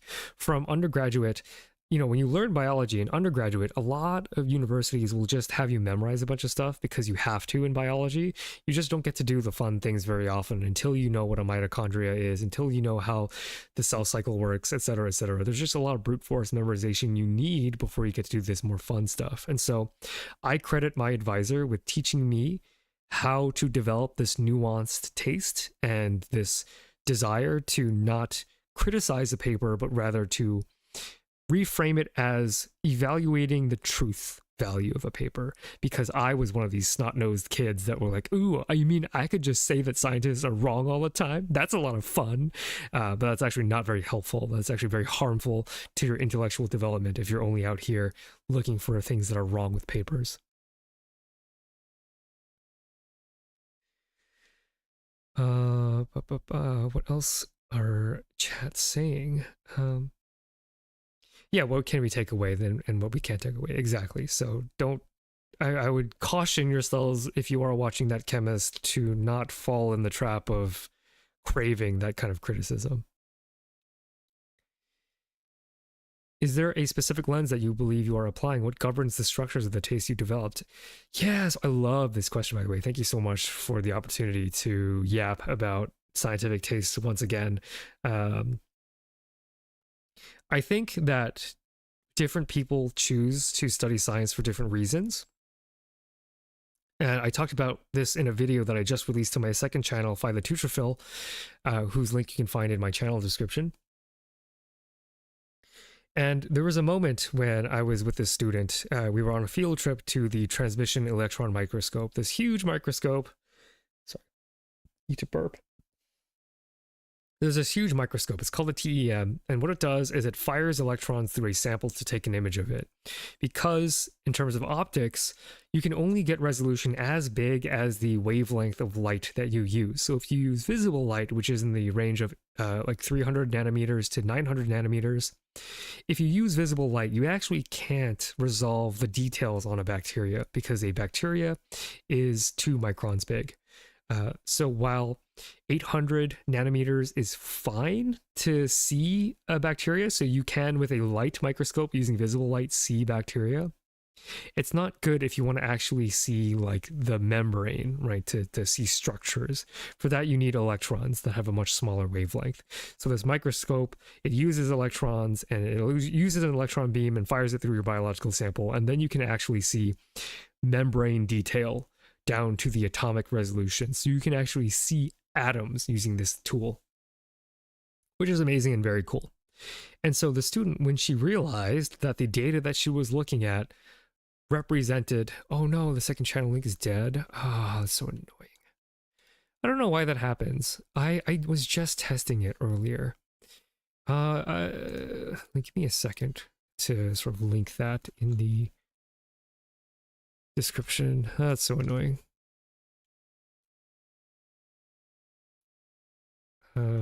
So let me get a fresh link for you all in case you are not subscribed.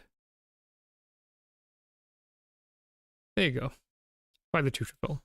Yeah, so we were at this microscope, and this incredible machine that lets you actually, with your eyeballs, you take the picture and you actually see atom by atom. Doesn't seem to be there on mobile. Is that normal? I don't know what's happening. I was testing it. It was fine. I'll go ahead and check again to see if I can fix it. Hopefully that link works though. Yeah, so we were looking at this. I keep on interrupting myself with regards to this anecdote. So let me just get this out of the way. We were looking at this microscope, electron microscope. It shoots electrons through your sample. You get atomic resolution, which means that you can identify atom by atom what something looks like, because the microscopes are just that amazing. And the student, when she realized that, just gasped and was like, it's been my childhood dream to see what an atom looks like with my eyes. And I don't mean the Bohr model, right? Because you imagine an atom, you imagine the nucleus, and you imagine the rotating electron orbital, which really should be a probability cloud. But that's a model. That's just a picture somebody drew. An electron microscope actually allows you to take an image, a photograph of an atom, which is absolutely bonkers. They don't look that interesting, but you know, they are what they are. You are technically capturing the shadow of an atom with an electron microscope. But the point is that this was huge for the student, right? This was huge. And it, like, for her, it was a childhood dream. But for me, when I think about looking at an atom or the shadow of an atom, to me personally, that's not that cool to me.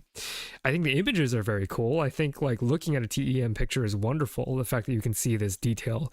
But to me, this starts to craft what taste looks like for each individual person. So for some people, it might be pushing the boundary of what is possible, right? So something like visualizing an atom, like capturing the shadow of an atom, is an incredible feat of humanity. And I think that is one potential way you can start to develop your taste, right? So if amazing things amaze you, then something amazing like capturing the shadow of an atom is something that can contribute to developing your taste. And I'm not taking anything away from that student. Like it's cool. I admit that it's cool, but it doesn't like give me what is it? Like brain ASMR, right? Like it doesn't tickle my brain in a way that makes me want to learn more. I learned what the TEM does. I learned that the picture it takes. I learned what they're for. I know roughly what to expect from a TEM. But it doesn't really inspire me to learn more.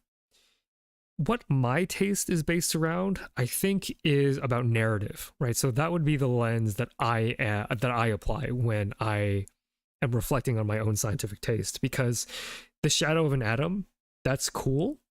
There's no story behind that, though. I mean, there's a story of the scientist that figured out how to do that, and I guess that's interesting. But it doesn't say anything about our biology that somebody did that.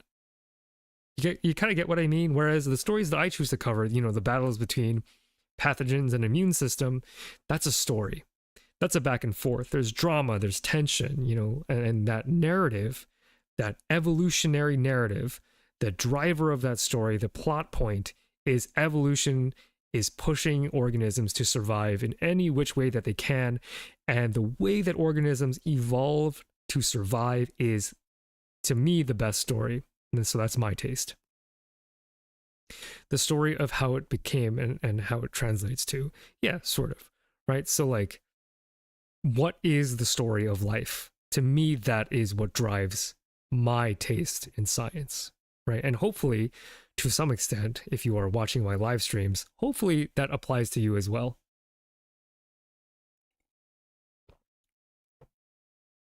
So yeah, so apart from that, the other lens that I like to apply when it comes to thinking about my own scientific taste is when I encounter science that is not intuitive or that is actively counterintuitive, so science that has a conclusion that is not what you would intuit, so surprising science. And that kind of relates to the narrative point of like, if there's a plot twist, if you find something interesting that is unexpected, that's an incredible story. That's exciting, right? That's different. That's unusual. Clockwork gave me an article to speedrun, and part of that article is describing the role of the prion protein. And I spent an entire video saying we don't know what the prion protein does, but recent research in 2024 has shown that there are viruses that are prevented from replicating because of the prion protein. So it looks like the prion protein is somehow capable of an immune function, which is very unexpected. And to me, that's a wonderful story. That's really nice taste. Electron microscopes aren't that cool. Here's a link to my second channel. The first video is about electron microscopes. No, I think that they are cool. It's just not what gets me out of bed. There's a lot of cool, like, everything in biology is cool. I'll say that everything is cool. To me, that's not what I would choose to make a long video about, is what I would say. It is still cool. It's just not like, it's not my favorite food. Like, what's something that I like but don't love? If you put, for example, if you put a slice of pizza in front of me, I will enjoy the ever loving crap out of that pizza. But pizza's not my favorite. You know, kind of like that. Um, Ain't no rule against that. It seems to be the only rule of life. And I know the evolution, the possibilities that Mother Nature, the Tinkerer, has allowed evolution to progress is mind-boggling. Just I can't wait to show you some of the nasty tricks that some of these tropical diseases have in store for your immune system. Just wildly clever and devastating evolutionary tools. My taste is just like how a little kid will ask why ad infinitum. Yeah, I mean, I get that, right? I think that there, and I'm glad to be accumulating an audience who might not feel very differently than you, because the whys, I think, are why people stick around on my channel, which is great. I get you. So you prefer the evolutionary frame of life in general. How much of historical frame influenced that? Like how humans have battled diseases throughout history. So this is getting more into like John Green's territory, right? About the history of tuberculosis and like the development of medication. To me, I'm not as interested in how humans have historically fought diseases, because the further back you go from history, the less you know about molecules. And to me, like, the realm that I like to live in is cell and molecular. That's why I brand myself, or at least I tell people I'm cell and molecular instead of a microbiologist, because I'm not a microbiologist. People get that wrong all the time. I'm not a qualified microbiologist. I think Otto, a chatter in chat, is perhaps a more qualified microbiologist than I am. I picked up microbiology as a hobby, but really my comfort zone is cell and molecules. Pre-on video is how I found this channel. I'm glad. I really loved making that pre-on video, and I knew in my heart of hearts that that had the potential to do quite well. So we made a more in-depth review of the prion virus research one day. No, oh no, because I took it down, because actually when I checked the permissions, when I checked the copyright license, it's actually under the wrong license to share publicly. So I'm sorry, but I can, if you want to join the Discord, and I'll plug the Discord one more time. If you want to join the Discord, you can read the paper for yourself. It's challenging. It's not an easy paper, but if you wanted to challenge yourself, you can go ahead and attempt to do that. So let me just post the Discord link one more time for people who are staying for the chatting portion of the stream.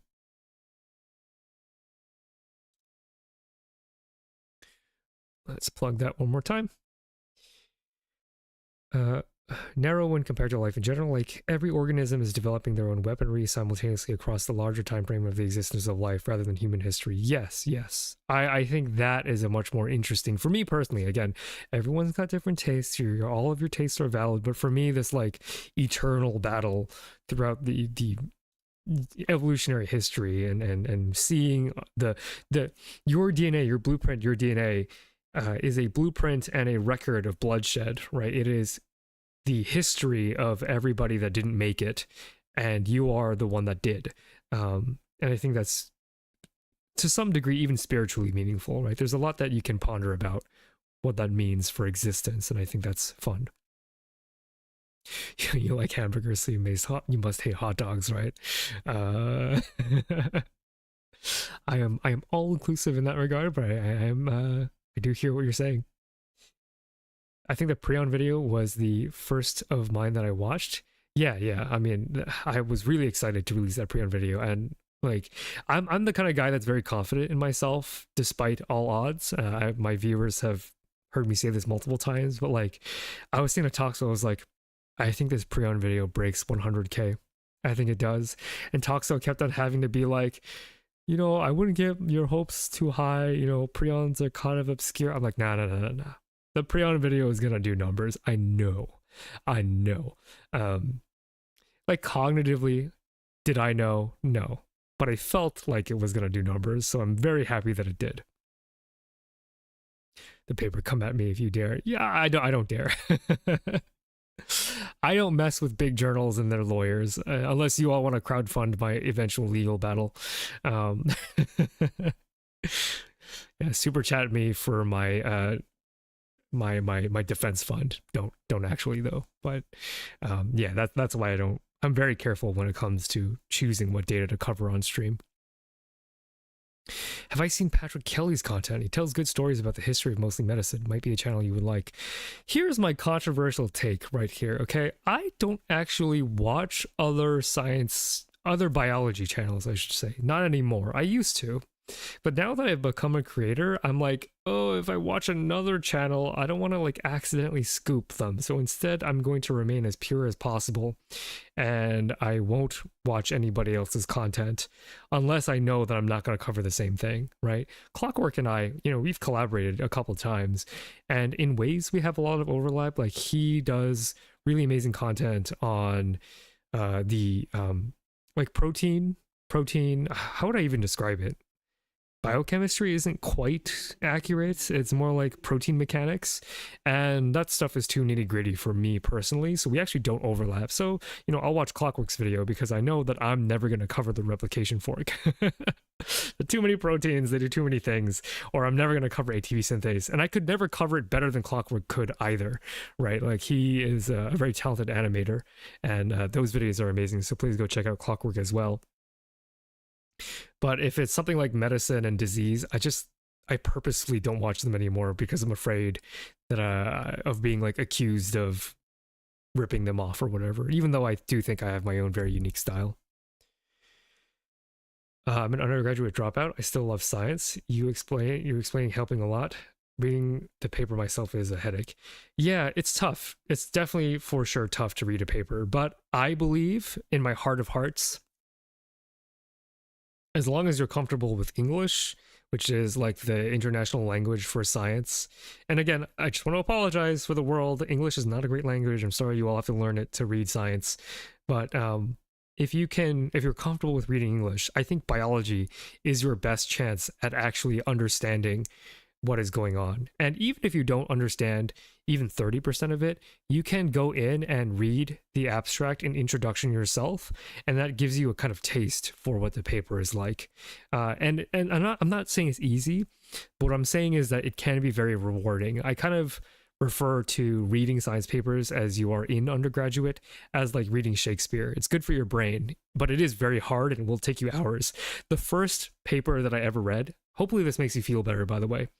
The first paper that I read, and like, I'm not bad at biology, right? Like I teach biology at a university level, at a university that I'm very proud of being employed by. My first big boy adult paper that I had to read for class, I took 3 days to read it. I took 8 hours in the first day. I'm now remembering that I actually spent more than 8 hours because I mentioned 8 hours in a previous stream. I spent 8 hours on day 1, and then 6 hours on day 2, and then 3 hours on day 3, something like that. It definitely wasn't all in one day, and I still didn't understand any of it. So believe me, it is hard, but I am living proof that if you keep at it, it does get easier. And continue to come to these journal clubs, right? Like, if you come to these journal clubs, you get used to seeing data, you get used to seeing biology in its scientific form. I believe that you can teach yourself to understand the basics of a scientific paper. It would be wonderful if that was a goal of yours, and if I could help you achieve that goal. I appreciate that you make an effort to not leave your audience with the feeling of having learned something without actually learning something. No sham semblance in place of heavenly substance. That's an interesting way to put it. I appreciate the kind words.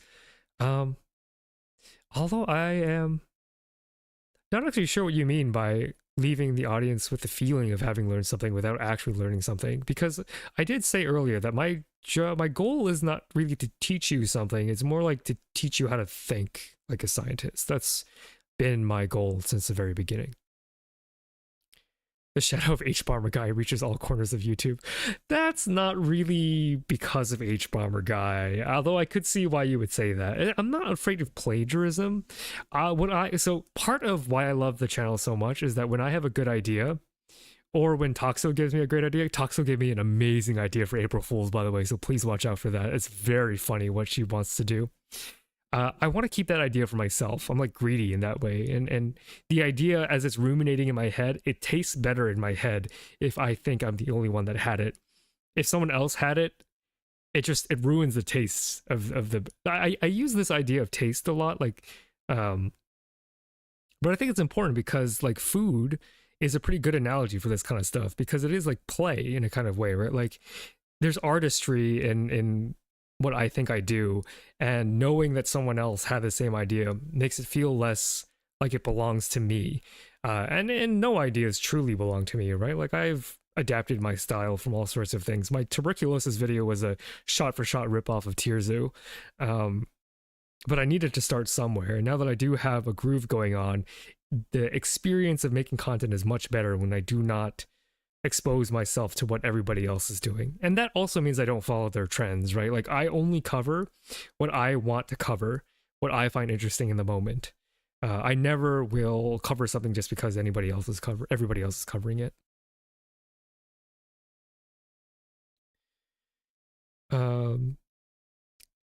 The things that break the immune system in your cells, things breaking is extremely interesting to me. Yeah, and that's why biology is so lovely. And I'm glad that you have that perspective, because mutations are a perfect way to break biology in very precise ways to see what they do, right? It's like what every engineer wants to do is break the thing, figure out how it works.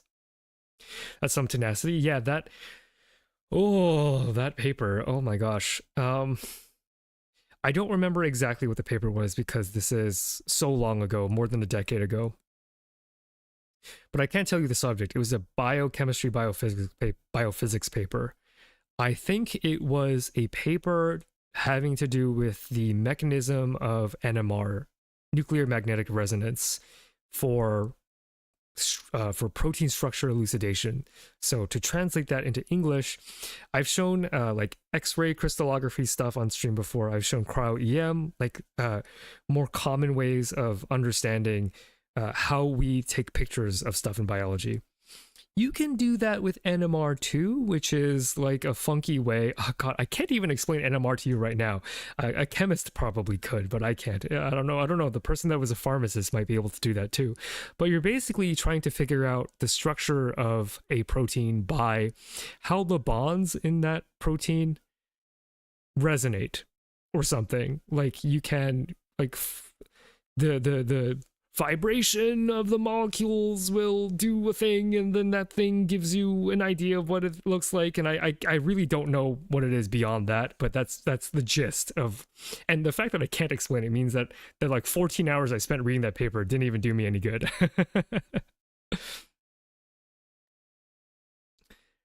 I have to run, but thank you so much for doing these. This was awesome. I hope I will catch many more. Thank you for coming.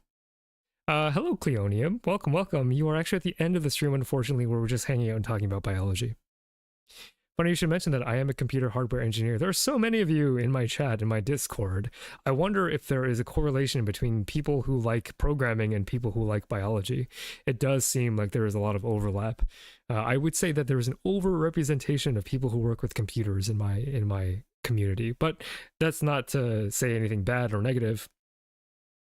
I think it's pretty interesting that like the same way that code can break, so can DNA. And sometimes like I think like mutational analysis is kind of like trying to see what your function prints in a lot of ways, right? Like, okay, you're troubleshooting and you're printing every statement you can to figure out what went wrong. Similar ideas behind mutational analysis, which is really fun.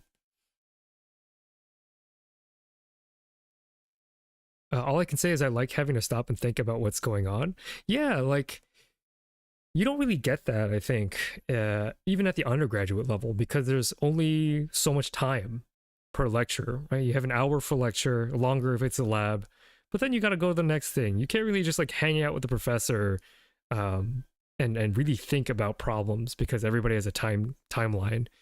So for these spaces, it's just kind of nice to do it at our own pace and play with things that are hard to play with and make meaningful conversation happen with regards to interpreting scientific data. I'm such a fan. Welcome, Pedro. Welcome, welcome. Thank you for joining. We're unfortunately already done talking about the role of fungi in the microbiome, but we're just chilling here talking about biology. This is the just chatting portion of the stream. So quantum physics applied to protein structure. Yeah, that makes sense. Painful if you aren't prepared for it. Yeah, that does make sense. Thank you so much, Sang. Thank you for the stream. Keep it up. Put very good informative content like this. Thank you so much. Thank you. Thank you for the support. Shielding and deshielding. That sounds familiar. Yeah, I really don't remember a lot about NMR. I just know that you can use it to approximate protein structure. I do a lot of high-speed digital hardware design. Occasionally I do code, but it tickles that hardware debug if this is broken because that is broken, and that is broken because A did X to break. Yeah, and that's what I love about cell biology in particular, because, okay, you have this protein, you have no idea what it does, so what do? You mutate it, you break it, you see what goes wrong in the cell. It's very satisfying. There's a very logical structure of a logical process of investigation. It's kind of like brain ASMR, I think, like a Zen garden, like painting over previous trails in the sand. There's a very clear clearing of clutter.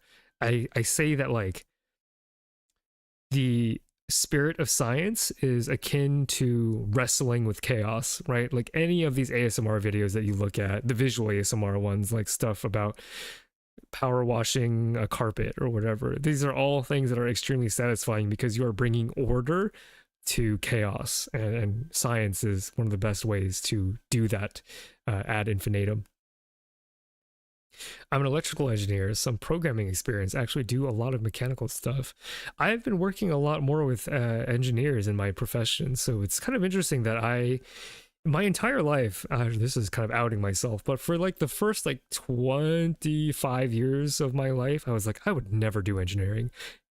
Engineering is an impure an impure field to go down. It is not suitable for someone with such a high mind and attitude towards the elucidation of truth. I didn't really think that way, but the reason why I found engineering to be unappealing is because, to me, there wasn't as much of a narrative. Like, what I find interesting about science is the narrative. The part about engineering that I can now appreciate is this systemic investigation into doing what it is that you have to do. So I was quite averse to engineering in the past, but now that I've become more acquainted with a lot more engineers, I am warming up to the field as a whole. Chemical engineer here, we programmed in VBA. Can't imagine what that was like, which is pointless since Excel is going to move to Python. Oh, that is interesting. I wonder what consequences that would have. I have a bachelor's in physics and have started one in biology, so it's just a lot of Python.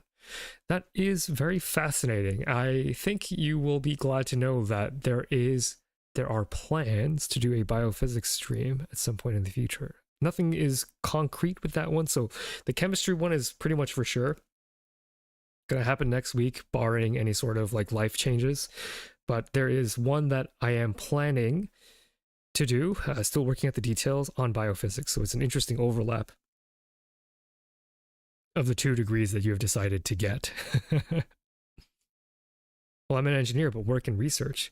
Yeah, and in that case, much respect, because I used to care very little about how all the things that I use worked. But since, again, working with a lot more engineers, I have a greater appreciation for the hard work that engineering researchers do. So both engineers who engineer for research and engineers who are doing research in engineering, if that makes sense. The narrative builds with the design, and especially the troubleshooting and debug. It can get wild. The debug is very akin to medicine. Yeah, that's true. That's true. So when something is going wrong in medicine, a doctor will have something called a differential diagnosis, right? A differential, a list of things that your symptoms could be consistent with. And I find that to be quite interesting as well. I would be terrible as a doctor, though, because like while I find that entertaining and interesting, I'm actually too anxious to ever act on a differential diagnosis, right? I would second guess myself all the time, which maybe would not which would maybe not make me a very good doctor. Which is good because I used to want to be a doctor and then I didn't because I had that realization. Everyone must flaunt their credentials before they chat. Yeah, mandatory. Give me your user data so that I can profile you for me writing grants, which I have been doing, by the way. Like, I do want to progress the channel in a more official capacity, in terms of gaining recognition for the work that we do here on this channel, and sort of validating the experience that you are having in chat. Like, I will take all of your compliments. I will eat them. They will taste very good. I am a phagocyte after all. But I would love to bring this kind of structure to a wider audience. And for that, I have applied for several grants to try to get the resources to try to get this kind of thing in front of more eyes, because I think there is a potential for demand for this kind of content, right? Like, I think that this is approachable. I don't think that biology is too scary. I've had multiple people in chat who are not professional biologists, who maybe didn't even go to college, stay engaged with biology, and I think that's the advantage of biology. I don't have to teach you math to get you to appreciate something. And I think that there is great potential to have a community engaged consistently with science through this medium. I just need a little bit more in terms of resources to do that, which I think would be pretty interesting. Any plans to tackle any subjects in pharma, not beyond molecular mechanism, because that's what I'm comfortable with, right? So, do drugs work? Do drugs not work? That's a question for your doctor. That's a question for your pharmacist. I'm not qualified to answer either of those, but there are very interesting drugs out there that do all sorts of interesting things. So I don't know if you count that, but that is sort of, if I pick a pharma paper, it would be how does the drug work versus does it work, if that makes sense. Give us grant money CSGO knife giveaways. Maybe not. Don't want to get caught in that. Speaking of lawyers. I decided my emotions are validated. Nobody else can do that. That is true. You are empowered. But yeah, that's where I've already been rejected for one, by the way, but that's kind of life when you're a scientist. You don't get every grant you apply for, but it's always fun because I get to like wax poetic about how far I've come. Even if they don't see the potential in what I do, I still stand by everything that I put out, and will continue to try to put out. But hopefully one of them says yes. That'd be a lot of fun. Any advice for a master's infection? I'm assuming that's infectious disease biology student, or maybe pathology biology student. It kind of depends. What are you wanting to do with your life, right? So depends on what career path you want to go down, or like what advice you actually want. Because again, I left my PhD to teach, so I don't actually know if you want advice from me unless you also want to teach professionally, right? Because yeah, I wouldn't be able to in good conscience advise you on your career. Studying, for sure, I can give you study tips. My whole job is to be good at teaching and understanding the student experience, but in terms of career, less comfortable with that. Do you know anything about pre-meds that do special master's programs? If so, do you have any thoughts on them? So you're talking about like 7-year medicine. So there are a couple of programs in the US where you can save a year if you commit to being pre-med immediately. I mean, I don't really have a huge opinion on pre-meds that decide to go a little bit into research. I think having research background doesn't hurt. Especially if you want to remain engaged with that side of medicine. If all you care about is treating patients and doing the best you can for your patients, you don't really need a master's to do that. But if you want to treat patients and also contribute to the study of medicine, right, then a research background is definitely helpful, right? I have a question about professional stuff. How do you pick just one field? I'm so overwhelmed. Everything seems so important. So this is a trick answer. If you are in graduate school, you pick whatever field. So there's like a priority list, and I think most people who have been through graduate school would agree with me on this priority list. The first priority you have is pick a good boss.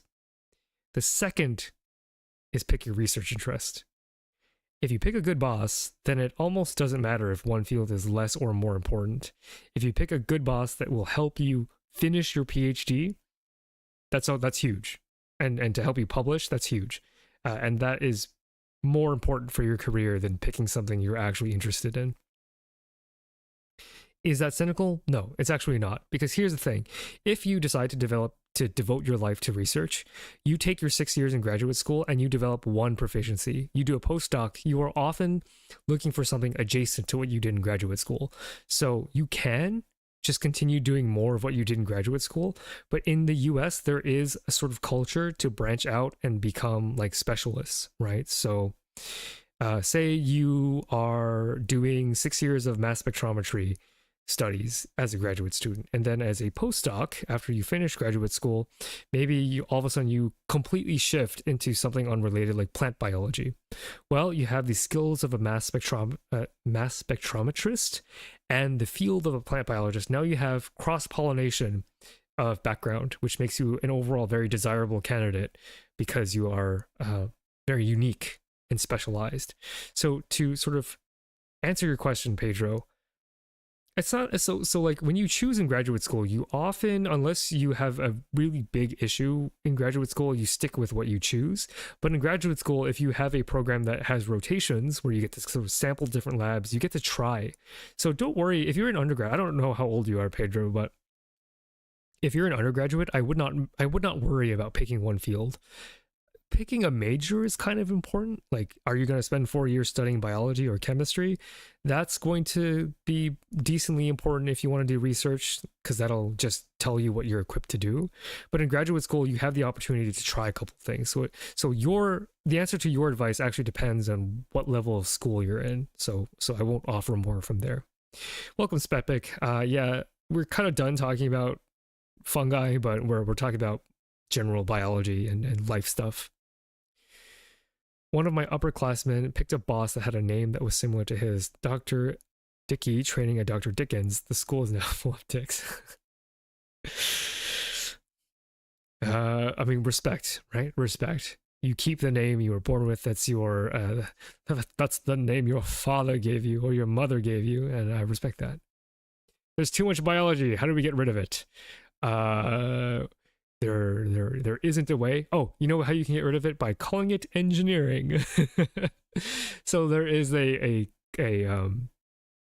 growing sentiment that as technology and as the field of biology advances, the Venn diagram of biology and engineering start to become a circle. So how do we get rid of biology? Eventually, we will call it engineering over time, which would be a little sad for me, but I kind of get what they mean.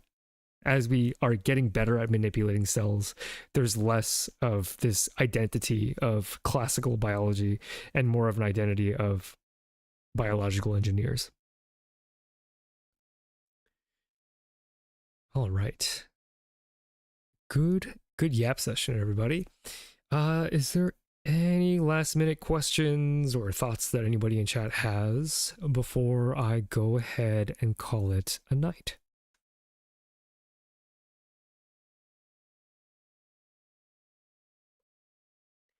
I guess I will do the Discord plug one more time in case you are here and want to join the Discord. There it is. I tend to only release these on stream just because I don't want to like overwhelm my Discord. Slow trickle, I think, works best for me here. Can we permanently annoy the engineers by calling nanobots artificial bacteria? Yeah. I can actually get in contact with a couple of engineers and see if that annoys them, and I'll report what they think of that description. That's very funny. But yeah, thank you all for joining the stream. I really enjoyed talking about this exploratory paper about the role of fungi in the microbiome. thank you to Trojanet for actually suggesting this. If you become a member at T-Cell or higher, you actually get to dictate where some of these journal clubs go. And it really got me out of my comfort zone and taught me a couple of things, which I really do appreciate. So thank you all. Thank you for coming. Bye.